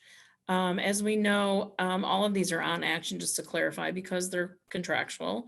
The few things that did go on for action that we didn't see were because, well, there's one thing that was not on Business Services. So does anyone have any questions on this in particular? I'm going through. Doesn't look like it. Okay, Mr. Ratchford, the roll, please. Mrs. Barker, Yes. Mr. Bryant, Yes. Mrs. Fairgrave, Yes. Mr. Mannheim, Yes. Mrs. McCabe, Yes. Mr. McNally, Yes. Ms. Weibel. Yes. Thank you very much. The motion passes 7-0. Before we move on, I just want to commend again both of our food management companies, Quest and Organic Life, as well as with further partnership with the district, as well as Dr. Chapman and his team, in the absence of Mr. Baird, to continue to provide food and food services for our students in our district who need some help, our families who need some help in this very stressful and concerning time.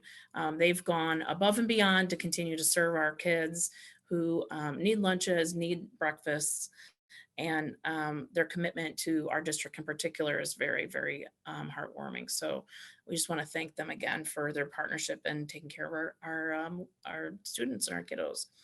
So, and Dr. Chapman, thank you for all you do with that. Okay, 5G, may I have a motion for the high school a la carte proposed pricing for fiscal 2021, please? Slow move. Mr. Mannheim. Second. Mrs. Fairgrave, thank you. And who would like to take this? Dr. Chapman, would you like to do it again, or? Yeah, I can take this one. At the committee meeting, I know there was some discussion as to why everything kind of was going up. You might recall everything on the chart was yellow, indicating an increase. We did go back and have a conversation with Quest.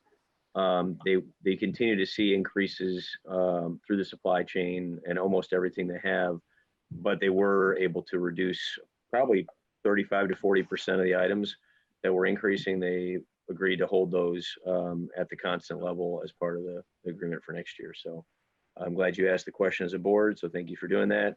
And we were able to negotiate down some of those rates. Thank you, Dr. Chapman. I'm going to jump in with a comment. At the committee meeting, I was one of the people in particular that was not in favor of this. Having a high schooler, it's very expensive for these high schoolers to have 2 and 3 and 4 and 5 meals, sometimes a day.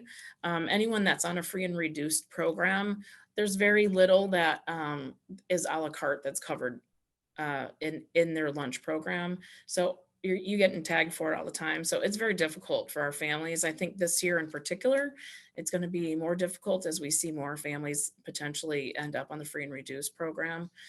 So I was concerned. I appreciate that you went back and reworked the contract for them. I appreciate that things like fruit and some of the meals went down or stayed at their, it didn't go down, but stayed at the level that they were at.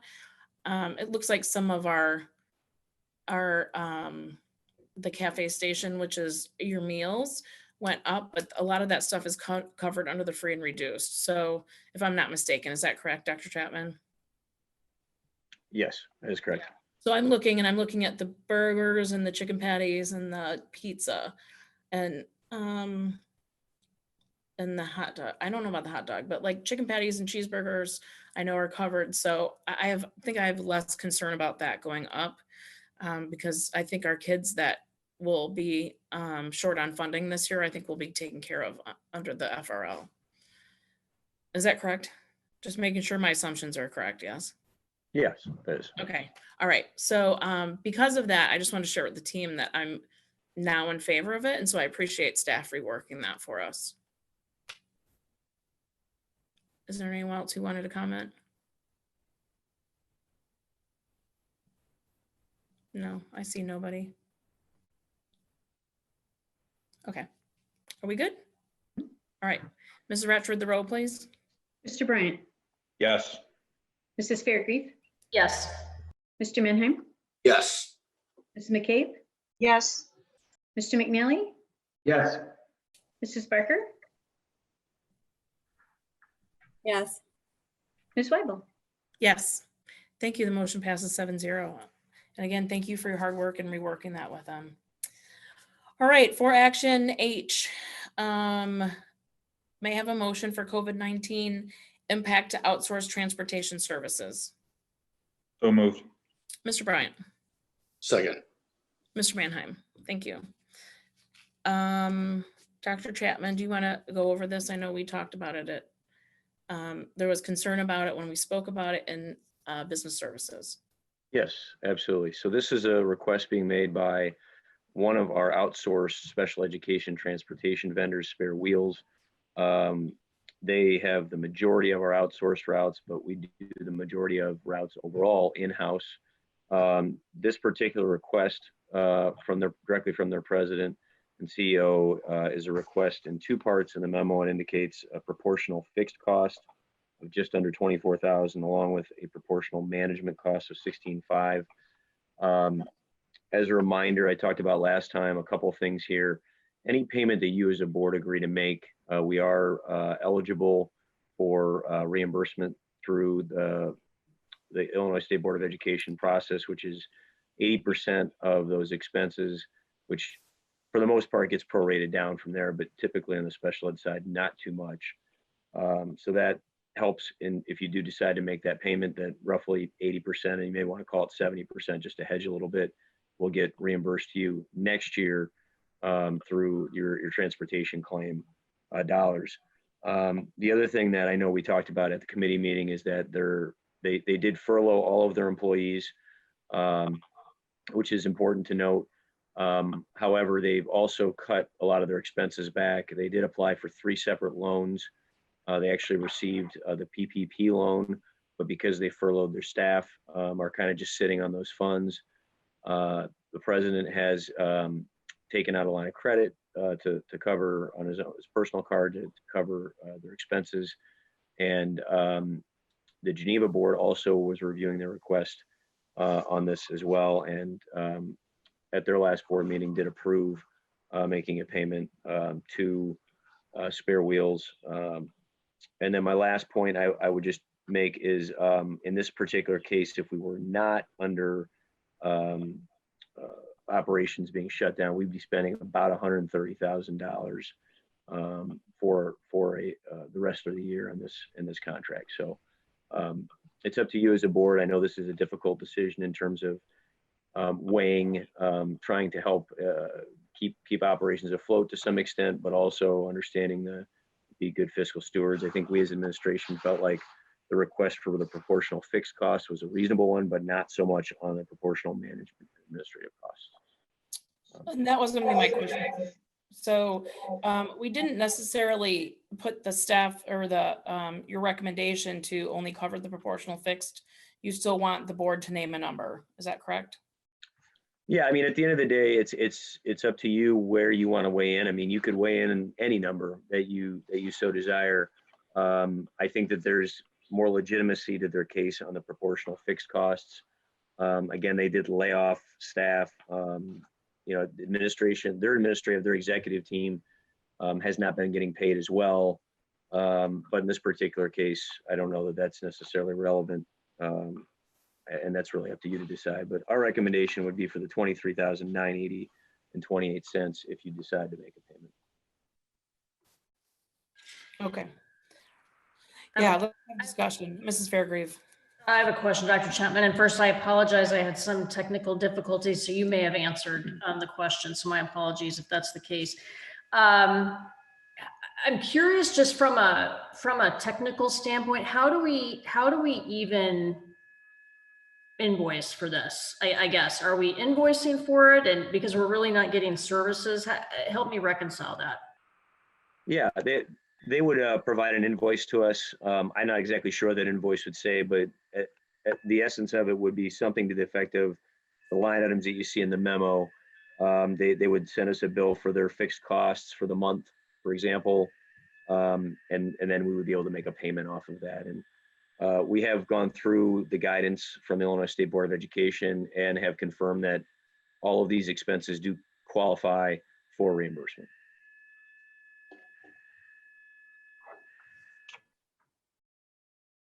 Okay, thank you. You're welcome. Sorry, Mr. Bryant. Yeah, I just want to jump in and I think I really feel for this company, and on a personal level, I would be more than willing to, I'm paying a housekeeper that hasn't come to my house in 2 months every couple of weeks, but I struggle to vote and support this because we're not really getting a service here, and it's not directly benefiting students. So again, I feel for this company, and personally I would support them, but I can't put taxpayer dollars towards this right now. And I would, just to recap what I had shared at our business services committee meeting, my perspective hasn't changed. Similar to Mr. Bryant, I struggle with being prudent and responsible to the taxpayers with an expense like this. So I would not support it either. To Mr. Bryant and Mrs. Fairgrave, I would agree. As I stated at business services, I said I was on the fence. I still struggle with it. I feel for the company. I know these companies in particular, as many businesses are struggling. There is another company in the area that could provide a service. We could do our own service should something happen. However, I think to be fiscally responsible, I'm just, it's not something I feel I could support. So that's where I stand on it today. So I wanted to share that as we talked about, if we're going towards something, to share it. I do think when we move forward in a vote, we do have to clarify the amount because I'm looking at your, the recommendation doesn't specify the amount. So I need to hear from all the board members. So this is a technical question, and actually Stan can jump in or Mrs. Rashford or anyone. So should we clarify for the amount, the motion, or amend the motion, or what should we do on that? I have a question that kind of relates to the general question regarding this. And I don't recall, I think it might have been answered in business services, but would any of this be credited back to us in services in the fall when they resume operations? Should we resume normal operations? You know, we did broach that topic with them. I think that they were reluctant to do any kind of credits into next year. I don't know that we dug deep into that question, but their comments at the time were more of, you know, can you help us out from a cash flow perspective to get back on? I'm not saying they won't do it. I'm just saying I can't confirm to you for sure that they will do it as part of this action.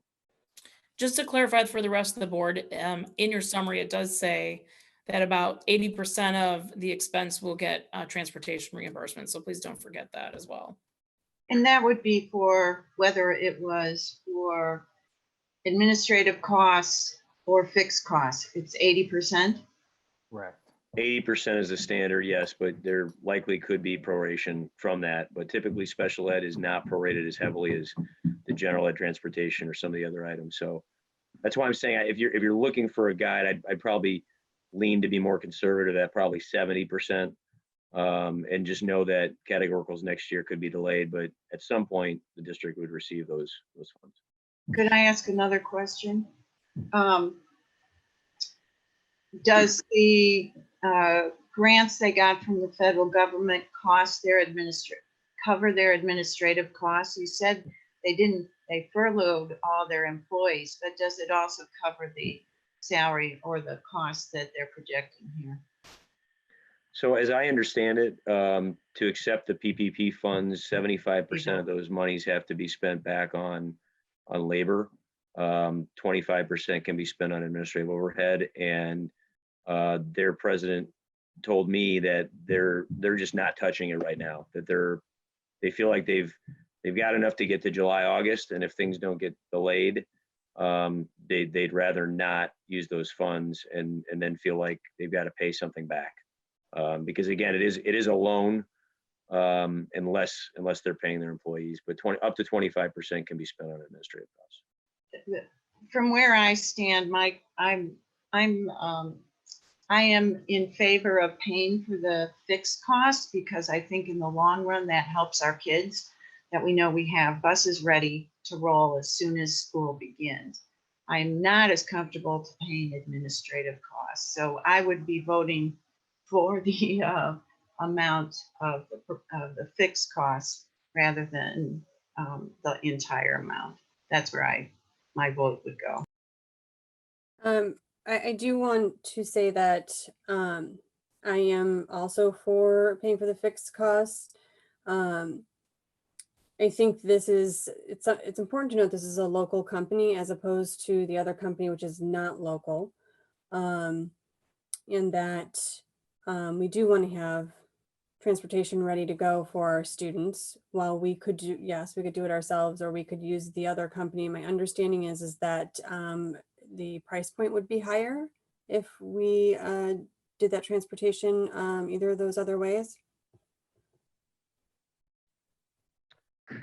That was my understanding as well, as I recalled that there would be, I wouldn't call it a financial benefit, but there would be some reduction in really in the marginal cost of this because we would be unprepared somewhat were we not to have this company to rely on. Yeah, I think both those comments are accurate. If the way we do our routes is we bid out individual routes every year. Again, we try to take back the most expensive routes and do those in-house, and then whatever's left over, we divide up between in this case, First Student and Spare Wheels, which that was a change that Mr. Baird and his team did about 3 or 4 years ago, which saved us quite a bit of money. And so to your point, if Spare Wheels was not involved in that process, certainly the costs of incremental costs of going to First Student likely would be larger. There's a reason why Spare Wheels tends to have more of our routes, and that's because they tend to be more competitive from a cost perspective. And, frankly, we don't have the capacity at this point in time to do all of those routes on our own with the buses that we have on hand. So my thought is that with the potential for being credited back some of this by Spare Wheels, the reimbursement, and again, for me, tax dollars are tax dollars. It's other people's money. I don't like spending it. But when we're talking about the fiscal responsibility aspect of it, I think that we're reducing the amount of money that we're really talking about when we start talking about the reduced costs by using a company like First Student and the increases that would come about if we didn't. So I was kind of on the fence on this, and I'm probably leaning toward the administrative costs myself. But of course, I'm sorry, the fixed cost, the lower number, but not necessarily the overall. Could I, Dr. Chapman, do we know what the difference in price point is? Do we have any gauge on how much the costs would go up? I don't have that in front of me, but what I will tell you is that every year's different. So whatever costs we had this year for First Student and Spare Wheels, next year there'll be different routes. We'll bid those out over the summertime, and then we would have that data. But I couldn't tell you specifically what that incremental difference is in cost. I mean, I would presume if you take a route cost and multiply it out throughout the year, the number of routes that we have, I mean, it's certainly in the thousands, but I couldn't tell you if it's a couple thousand or if it's 25 or 30,000. I wouldn't know that. Okay, so we really don't know if the variance, it could be 2% or it could be 25%. Correct. I couldn't tell you specifically. Okay, and then my second question, back to your point about the reimbursement through state funding of the grant, what's driving the variance potential from 80% to 70%? Is that just purely funding that the state has? Correct. Yep. It's at the state's discretion to prorate down if they don't have enough funds available. And again, historically, if we go off of what they've done in the past, special ed reimbursement's been virtually untouched in terms of proration. So that's a good sign, but we all know, next year's not going to look all that great. So I can't tell you for sure where that's going to end up. Okay. Thank you. You bet. Okay, so we've had a lot of discussion on this. So I just want to clarify that the motion on the floor is going to be, it sounds like, and somebody correct me if I'm wrong, that the motion on the floor is for the proportional fixed costs, which is 23,980.28. Is that correct? I don't know that anybody clarified that when they made the motion. So I think Yeah, the so motion do we on the amend it? table is for the total amount that's on Okay. this letter. So I think that there has to be some kind of change. Amendment to it. Okay. Yes. All right. So do we ask for an amendment to the motion? Remind me how that goes. Sorry. Parliamentarian. Somebody. Yes. I'll make an amendment. Somebody needs to make a motion to amend it to exclude the administrative costs. There's a second, Okay. and then there's a vote on the amendment. I'd like to make a motion to approve the proportional fixed cost for $23,980.28, leaving out the proportional management administrative cost of $16,500. Second. Okay. Now what you'll vote on is only the amendment, not adopting the motion itself. So this is, do you approve the amendment to the original motion, not the whole package? Okay. Thank you, everybody. This is when Chris would normally whisper in my ear, so it's very hard to do when we're on Zoom. Thank you. All right, so I think we've had a very robust discussion about it. Does anyone have any more points to discuss on it? Mr. McNally? No, you're just getting ready to vote. You're killing me with the light. Okay. Anybody? Mr. Moore? And as always, voting for or against the amendment does not indicate how you will vote for or against the motion itself. So you might vote for the amendment, but might vote down the motion or the other way around. So we have to vote twice, right? Okay, thank you. We have to vote once to amend it to what we want to vote on, and then we vote on what we want to vote on. Okay, so we're voting to amend it right now, Yes, and then we vote on the actual vote. yes. Okay, so we're, can, Ms. Rashford, can I have the roll for the vote for the amendment? Mrs. Fairgrieve, Yes. Mr. Mannheim, Yes. Mrs. McCabe, Yes. Mr. McNally, Yes, Mrs. Barker, Yes. Mr. Bryant, Yes. Ms. Weibel. Yes. Okay, now that we have the amended motion on the table for 23,980.28, do we have any more discussion on that? Thank goodness. Okay. That was in somebody's household, I think. All right, Mrs. Ratchford, the roll, please. Mr. Mannheim, Yes. Mrs. McCabe, Yes. Mr. McNally, yes. Mrs. Barker, Yes. Mr. Bryant, No. Mrs. Fairgrieve, No. Ms. Weibel. No, motion passes 4-3. All right, thank you, everyone. I know that one was a difficult one. I appreciate the tutelage as well. And thanks for just voting how, your beliefs on that. It did pass, so we will be outsourcing 2398 to help Spare Wheels. Okay, so for action, letter I, Haines Center Transition Furniture.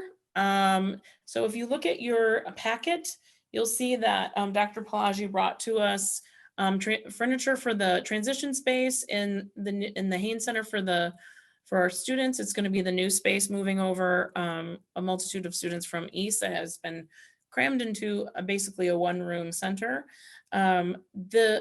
This furniture was funded by an IDEA grant, so this is coming from a grant, so it's not coming out of our working budget.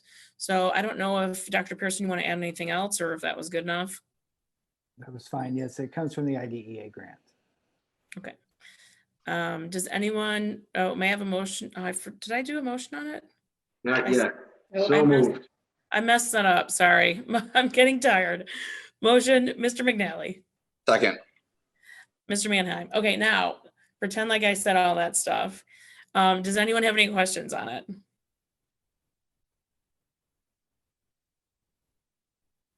No. Okay, Ms. Ratchford, the roll. Mrs. McCabe, Yes. Mr. McNally, Yes, Mrs. Barker, Yes. Mr. Bryant, Yes. Mrs. Fairgrieve, Yes. Mr. Mannheim, Yes. Ms. Weibel. Yes, thank you. Motion passes 7-0. We appreciate the staff going through grants to get extra funding as much as we can. It certainly helps our budgetary constraints. Okay, for action, letter J, the setting of the school board meeting calendar. Motion, please. so moved. Mr. McNally. Second. Mrs. McCabe. All right, so in your packet, you saw obviously the new calendar.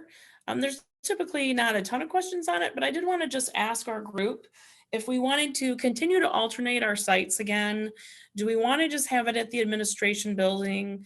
What would we like to do? I know, like tonight, for instance, we were supposed to be at an alternate site. Obviously, we're Zooming, so there is no alternate site. In lieu of COVID, I don't know if anyone has a different opinion, or do we want to continue alternate sites? And if something should be different, then I'm presuming we'll still be able to meet. So I would like to have it be alternate and go to the schools as much as we can. Yeah, I agree with that as well. I like the opportunity to do that. I think that's something that I can't imagine why people, the only possible reason would be to avoid confusion with the public for the location meetings, but they're published well in advance, and I don't think people generally have an issue with that. So I'm in favor of continuing to rotate meetings to different schools. Okay, great. Mr. Smith, are you still on here somewhere? You are probably, I'm sure. Yes, ma'am. Are we able to live stream from alternate sites? Will we be able to by the fall? Correct. We can do that from any location, and we already live streamed from Redling, I believe. Did we? Okay, we did from Redling. Okay, so we'll be all set with that. Okay. All right, sounds good to me. Just wanted to hear your thoughts. Anyone have any opposing thoughts? Doesn't look like it. Okay. Mrs. Ratchford, and everyone looked at the dates. Nobody has any large vacations coming up. That was a little joke. Sorry. I know it's really going anywhere. Sorry, not funny, not funny. Mrs. Ratchford, the roll, please. Mr. I get McNally. 2 hours, just so you know. Mr. McNally, Yes. Mrs. Barker,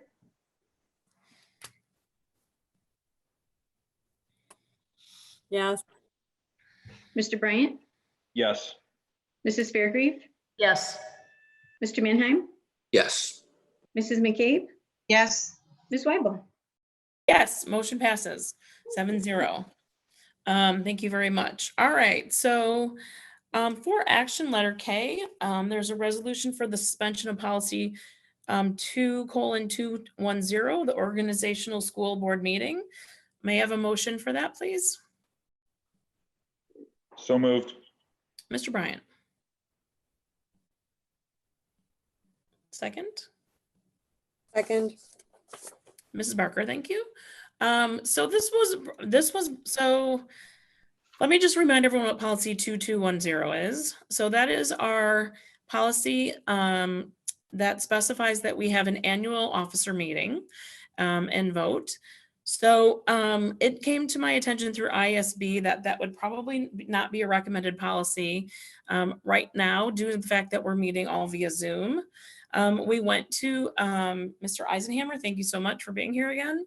And we spoke with him, and I want to keep calling you Stan. Sorry, it's not appropriate. So Mr. Eisenhammer, and he also advised us legally, and he's going to get into why that is, that would not be probably advised.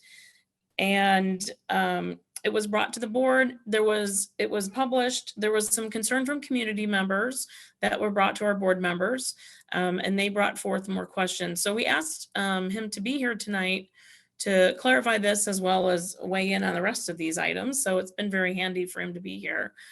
So I wanted to thank him for that. So we did discuss this before I handed over to you, Stan, at the policy meeting, I want to say in February. Was that right, Mr. Bryant? Right before COVID?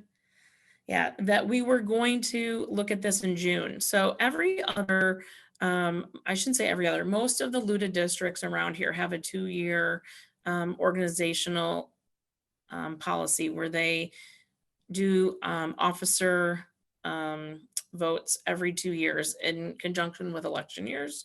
So this policy was changed, I'm not sure why, about 15 years ago. So we talked about kind of changing it back to what traditional policy is for most school boards. We did think it would be prudent to do that after this year's election, and then in conjunction, making it effective in conjunction with the election of 21. So that's also on the table for discussion whenever we get back to policy, which I'm not sure. But so that's kind of where the background is. Mr. Eisenhammer, would you like to dig in as to the legal reason on this for us? Sure.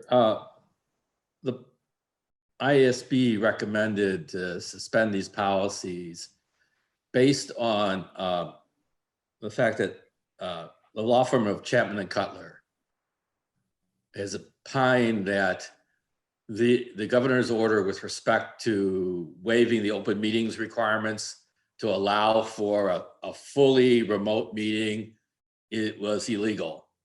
Why does it matter? Well, Chapman and Cutler generally serves as bond counsel when districts want to issue bonds. If they don't give an approving opinion with respect to the issuance of bonds, the banks won't buy the bonds. So as a result, school districts can't sell bonds if Chapman says, sorry, if you take action to sell bonds at a meeting like this, it would be illegal. I think IASB went with this recommendation because if you elect a board president at a meeting that Chapman would say would be illegal, later on, if you would adopt it, even at a meeting where you've now gone back to either having everybody at a board meeting or having 4 members at the board meeting and 3 remote, they may say that it's still illegal because your president, who has to sign the resolutions, isn't the president. So out of an abundance of caution, I think that's why IASB made that recommendation. And I know one question has come up, I guess, was, well, why isn't it true of everything? All the stuff you just did. That's because with respect to selling bonds, which considering the financial situation districts may find themselves into next year is a real possibility. Chapman's word, you just can't do it without Chapman's opinion. While all the other things that you are doing doesn't require Chapman's opinion, you can just do it. My view is that the governor's order is legal, and even if it wasn't, most of the things you do here aren't really, well, there's a low risk of being challenged, and 2, you could always confirm it at another meeting, or it would be considered binding on the other side just by the type of action. So why can't I would love to issue an opinion to the banks, but the banks only take there are very few firms that the banks take opinions from, and Chapman and Cutler is the one most often used, and they're just very conservative. I mean, it's conservative, they just don't want to be wrong. So it's always easier to say no. And that's the reason for doing it this way. So can I ask a question on that then? Essentially, your opinion is we could hold our board recertification, that whatever we're calling that meeting, organizational meeting, we could hold that meeting in your opinion because the governor's order is legal. That it would only impact us if we were seeking bonds, and that we could go back and recertify the election as soon as we started having full meetings in any event. Do that too, yes. Okay. All right. So to me, I mean, I don't see a reason to make a change from the current policy. I need to just reflect back to be sure I'm completely clear from what Mr. McNally just asked you. So you're saying that it is possible to have the vote. If we're challenged, we can recertify that vote later in person. And yes, you could, for example, it's possible that what you could do is, let's say you're going to come up with a bond issue. That bond issue, in order to get that bond issue passed, you do have to do it at a regular board meeting, according to Chapman, where let's say everybody's present. At that time, you could also vote to reaffirm your election now that Chapman would say would be illegal. so the real question I have, and you're saying it isn't a big deal, I'm not going to totally agree with you on that, is that any of our board decisions I'm saying it negatively, could our board decisions be challenged by any constituent who does not agree with are, that this is a legal process? Yes, yes, because what they would do is challenge the governor's ability to change this emergency provision. Now, they've already done that, right? They have, not in this respect, but they have been trying to challenge the governor's ability to issue these orders in the first place. And so far, at least they brought it in federal court, and the federal court has upheld the governor's ability to do that. Chapman is just, I can't tell you how conservative Chapman is. I mean, we had a bond issue where just because people threatened to sue, Chapman wouldn't issue an opinion. So, yes, anything you do tonight can be challenged. My opinion is that the governor's order is legal. It's the possibility of a constituent bringing a lawsuit to void something you just did. For example, paying the money to the bus company doesn't have very much chance of success. So so in your opinion, the only meeting that we need, the only item that we need to do in person, at least the majority, a quorum of the board in person, is the election of officers. Right, only because right. And that relates back to the issuance of the bonds. It's out of my control or everybody else's, because it relies on what the banks want from an opinion. Chapman would issue that opinion, and it would probably, well, I know what they'll say. They'll say it was an illegal meeting. This president can't sign it.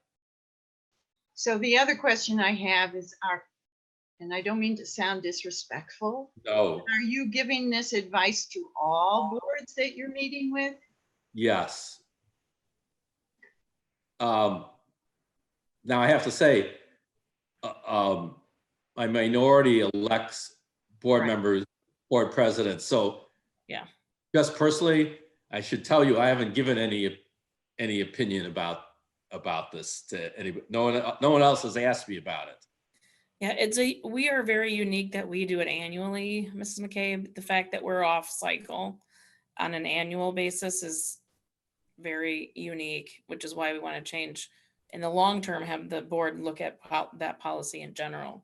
I understand.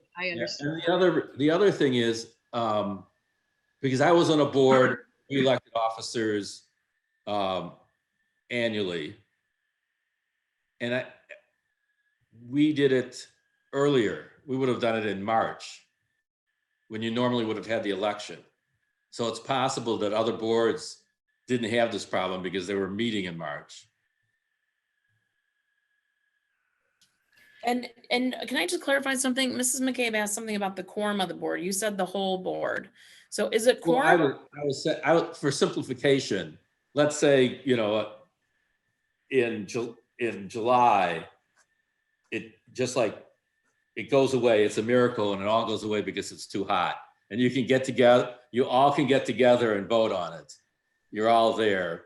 That would be fine. The law says that all you need is a quorum, so you could just have 4 people there. Okay. Or the law says you could have 4 people there with 3 other people meeting remotely.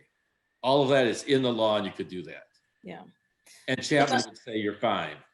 And when Dr. Pearson and I spoke with you about this, the hope was that we would be able to do it in June, truthfully. I mean, we're hoping that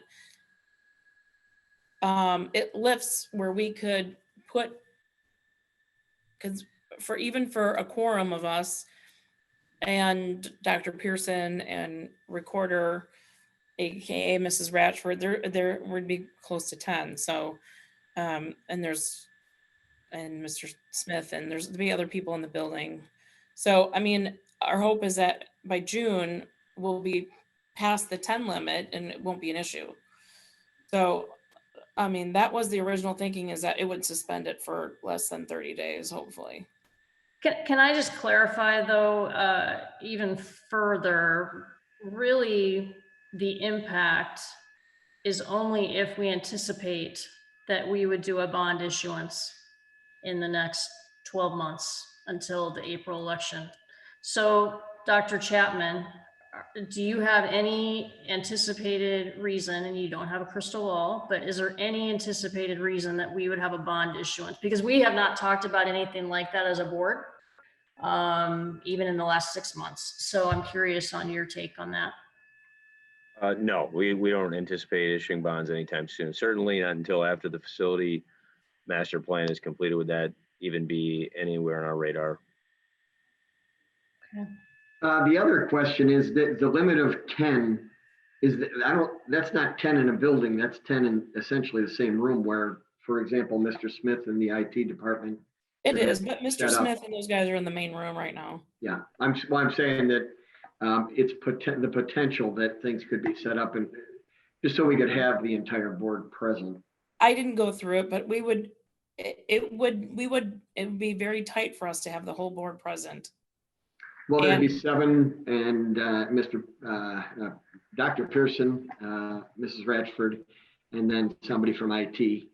That would put us right at 10 if we only had one person from IT. If we have the whole board present and we're not Zooming it, it technically is an open meeting. Mm-hmm. I think we also have to be respectful of people's choices. If people do not feel safe to meet with in person, we need to have, that's a conversation we should have. Right. After Governor Pritzker's talk today, we're not going to be higher numbers in June for meeting. No, and I guess what I'm saying too is that we're talking about the quorum of the board. So if we had 10 in the room and we Zoomed the meeting, I mean, we broadcast the meeting, I guess that's where I was going. Is that something we could do where we could make the meeting available as we are tonight, but have, again, assuming, Mrs. McCabe's concerns are laid as well. I don't know the answer to that. I know City Hall has been doing We have an attorney on. I'm hoping you can answer that. Yeah, so yes. City Hall has been doing part quorum, part Zoom, and I think they still have to keep their doors open for anyone that wants to attend. Is that correct or is that inaccurate? All right, you can have, forgetting how many people can attend, even before COVID and before the governor ruled, the law allows you, well, the idea was if there were 4 board members in the room, another board member can participate remotely as long as everybody could hear them and he or she could hear the board members who are present. So you could have, just as we set up here, where you would have 4 board members at the board meeting, and you could do it by computer or a big screen, and have 3 people on Zoom or some other device, because it doesn't have to be video. It could just be audio doing that. Now, with respect to the number of people in the room, that's been a debate that the governor never really, we have said, the governor never said that you could close the meeting, that you would have to have it. Right. You're here back at the boardroom, that room has to be open. So if somebody wants to come, they can come. Right. Which is why we have Mr. Smith there right now in case someone comes up. No one comes, but I mean, that's been around that I've noticed around the state where we've done doing it, no one comes. So you're in the same situation, right? Right. Well, it means that less people could be in that room. If you have, let's say, 9 people in that room, only 1 member of the public would be able to come into that meeting. Now you could accommodate them by having them come into another room where you could have 10 people in there and you could feed it into that room. Just the way you're accommodating public comment now by recording it and playing it at the meeting. But I don't know where we normally house it. We'd have to have it somewhere different, because we don't have a space where they could come in and sit 6 feet apart. I'm just talking out loud. Yeah. So- Well, at the moment, it sounds like you'd only have like 1 or 2 people there, right? Well, we'd only be able to allow them. We'd have to turn people away. Yeah, you would have to put them in another room. We don't have a lot of room in the admin building. We'd Yeah. have to put it at school. All right, so there's a lot of semantics that we would have to work out, which doesn't make it impossible. It just makes it difficult. I just want to say something. I feel like I don't know why we can't wait until we get a little bit further out and have some more knowledge. I mean, July 13th is around the corner. It's mid-May already. I just feel like we're making it unnecessarily complicated. I mean, we might be able to all be in the room in July 13th, and as long as we keep it to us and Dr. Pearson and someone recording. So I feel like it's a lot of talk about, you know, setting up things and almost making it a circus when, I mean, it's such a short amount of time away where we could all be in the same room. I guess I still go back to well, I have a couple of thoughts. First of all, I think it sets a very uncomfortable precedence to be adjusting policy. When what I've heard from Dr. Chapman and from our attorney as well, is that the only time that this is a risk of not doing it in person is if we are going to do a bond issuance, which the likelihood of that in the next 12 months until next April is extremely small, if not at 0%. So I guess I'm struggling with why we would want to change policy if we really don't have a need to do so. I'm gonna. Okay, wait, I'm sorry. Mrs. Barker wasn't finished. Can we go back Oh, to I'm her? sorry.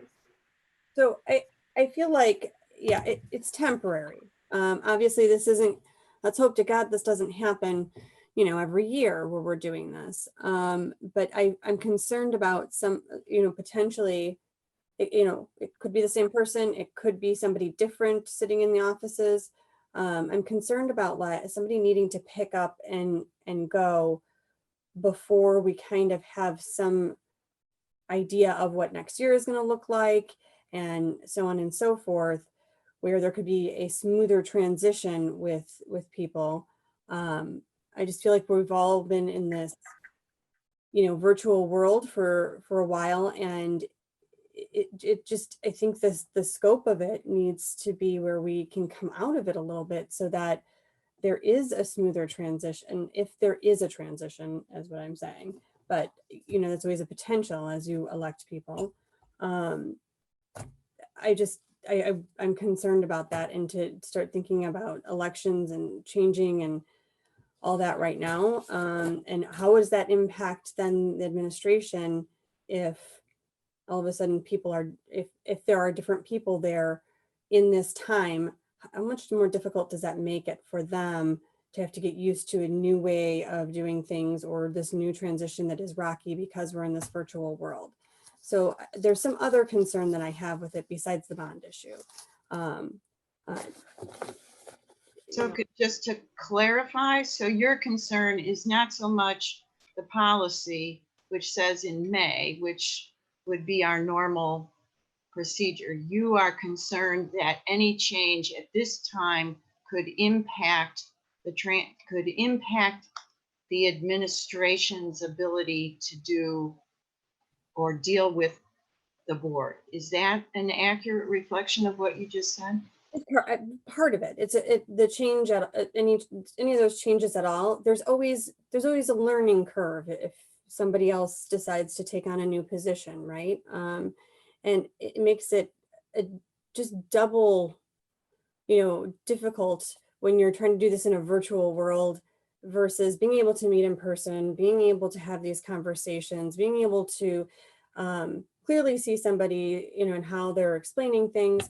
I feel like that's a difficult time right now. I'm not saying we need to wait forever, but perhaps just temporarily to see if we can get a little further to make sure that the transition is smooth. We have information about next school year. We're supposed to get that by July 1 about what that looks like. Then that transition can happen with the potentially the same or new people, who knows what people want to do or whatever. But I think changes right now before the end of the school year, I feel like it's not the greatest time. And we don't always have pandemics that shut us in for, a whole quarter or more.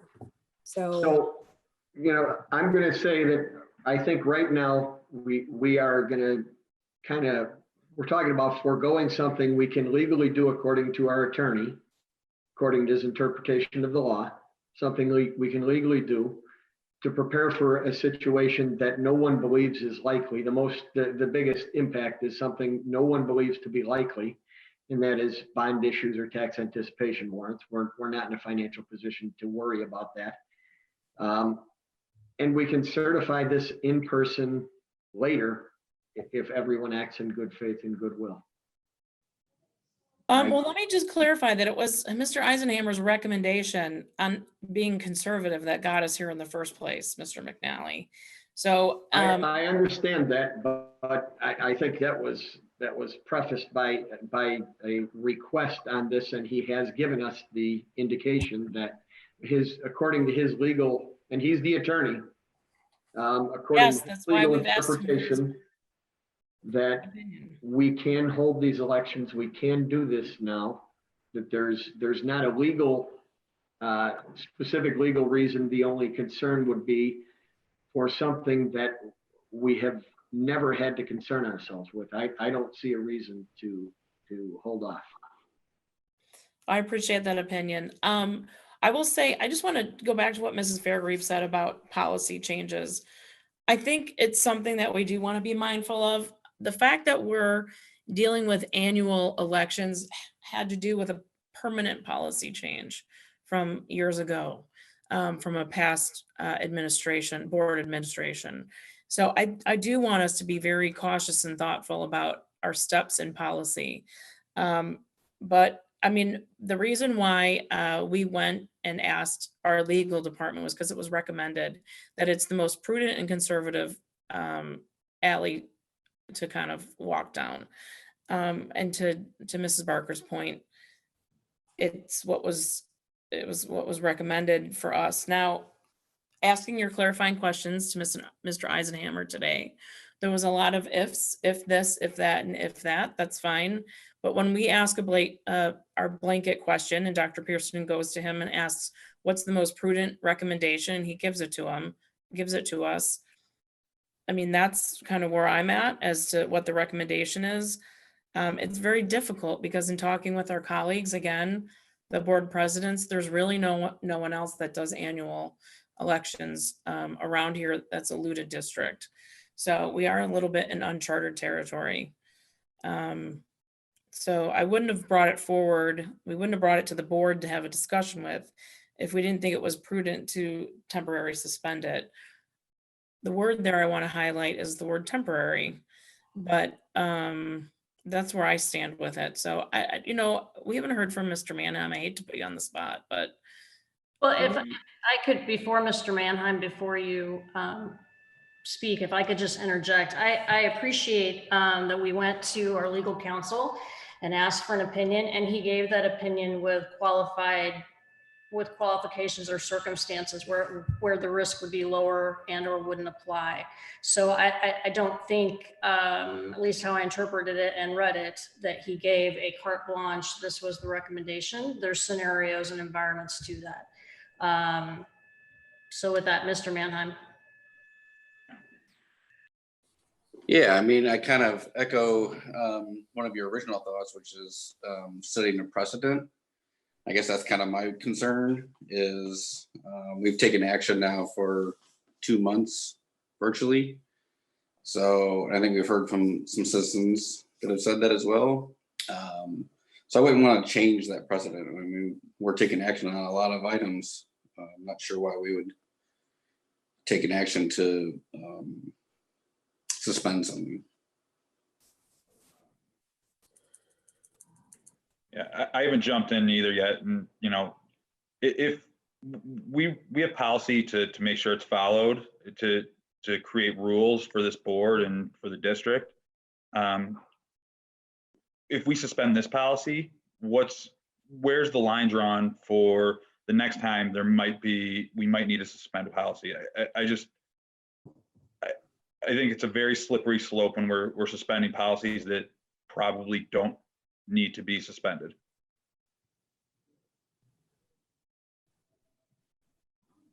That's kind of where I'm falling with all of this, that I don't like to take action that's not necessary, and based upon what we're hearing from the people who provide us information.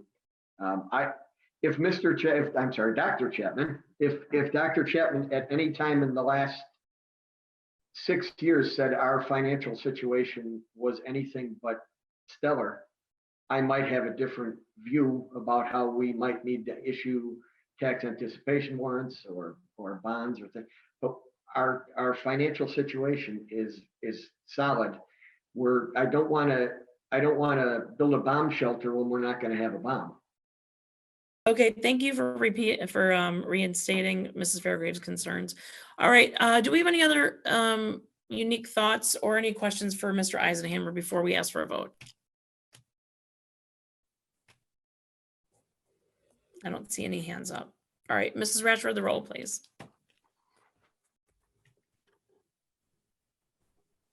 Sorry, was that too quick? Okay. No, it's okay. Mrs. Barker, Okay, yes. Mr. Bryant, No. Mrs. Fairgrave, No. Mr. Mannheim, No. Mrs. McCabe, No. Mr. McNally, No. Ms. Weibel. Yes, okay, so that resolution fails 2-5. We will continue to go with policy and we will add it to the May 26th agenda. We do have a special meeting that night. We're going to go over, as I mentioned before, Dr. Pearson's evaluation in closed session, and we may be bringing an L&T item to action as well that night. That's to be determined. Okay, thank you everyone for that discussion. That was really good. Mr. Eisenhammer, thank you so much. Please stick around. We might have more questions for you. All right. All right, and then 5 for action, letter L, review of quotes. Award of contract Pearson Creek Elementary, St. Charles High School, and St. Charles North High School for tile replacement. May I have a motion for that? So move. Thank you, Mr. Mannheim. Second. And Ms. Fairgrave, thank you. So this was the one that Dr. Chapman and Mr. Mannheim said that was kind of an add-on post business services. So I'll let Dr. Chapman jump in here. Yeah, so right after our last Business Services Committee meeting, we had an unfortunate situation arise in which our custodial company, within a matter of about 40 hours, had done work in 3 different locations and had let the water sit on that tile, old tile, too long, which warped and kind of bled through into the tile and ruined a large portion of it. I walked that space with a couple of our managers from operations as well as GSF, and it was determined and agreed on by all that the tile needed to be replaced. This tile, unfortunately, was all 20-year-old tile. Most of the life of it was due. We were about ready to replace it probably in the next 3 or 4 years anyway. So I went back to talk to GSF, and they agreed to pay 10% of the cost of the tile. We really quickly got 3 people in to give us quotes on it. So what you have in front of you are those 3 quotes, and we would recommend getting this work done now. It would still come in and be done before June 30th, come out of this year's budget, and we have funds available to do that now. Okay, great. Thank you so much. Does anyone have any questions for Dr. Chapman about our tile replacement concerns for those 3 schools? I know that part, this is a riveting one, so. Okay, Mrs. Ratchford, the roll, please. Mr. Bryant, Yes. Mrs. Fairgrave, Yes. Mr. Mannheim, Yes. Mrs. McCabe, Yes. Mr. McNally, Yes. Mrs. Barker, Yes. Ms. Weibel. Yes, motion passes 7-0. Thank you very much. Okay, so next on the consent agenda, and just to go back to Kay, I want to just say, I almost never give myself and Dr. Pearson pats on the back, but we really want to do our due diligence with what was the most prudent and responsible thing for this board. So that was the investigation in regards to that policy, just so everyone understands the background. Okay, consent agenda. Does anyone have anything they wish to pull off the consent agenda? I don't, yeah. I don't have anything to pull off the consent agenda, but I do have one question for Dr. Pearson or Mr. Moore. There was one hire on the personnel report for an Empower position. Can you just walk the board through what, with the possible changes to the extended day and Empower for next week's meeting, what's going on with that? So in general, related to your specific question, there was an employee that we offered a contract to early that now there are some potential changes with what we're going to recommend related to staffing. The employee that's on the personnel report tonight actually is also classroom certified, and we have several elementary classroom positions, so we can reassign that employee to a classroom position if there's a change in the board's action related to the longer elementary day. Thank you. Okay, thank you, Dr. Pearson. So with that, no one wants to pull anything from consent? All right, Ms. Ratchford, the roll, please. We still need a motion in a second, Ms. Oh, Weibel. yeah, sorry. May I have a motion? Thank you for that. That would be an elbow normally. May I have a motion for consent agenda? So moved. Second. Mr. McNally and Mrs. Barker, thank you. Ms. Ratchford, the roll, please. Mrs. Fairgrave, Yes. Mr. Mannheim, Yes. Mrs. McCabe, Yes. Mr. McNally, Yes. Mrs. Barker, Yes. Mr. Bryant, Yes. Ms. Weibel. Yes. Motion passes 7-0. All right, so number 7, there were 4 FOIAs that is in your packet. There's the typical 303 financial, Mid-Valley's financial, our enrollment report from staff, and there is also the district 303 student handbook, which Mr. Bryant spoke about in policy. So that is in there for your perusal.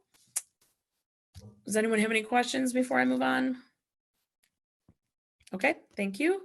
In 8, there is no new business, but I wanted to just, before I move on, ask if anyone has any questions for Mr. Eisenhammer regarding anything we've talked about tonight before we move on, since he was so kind to join us through the whole meeting.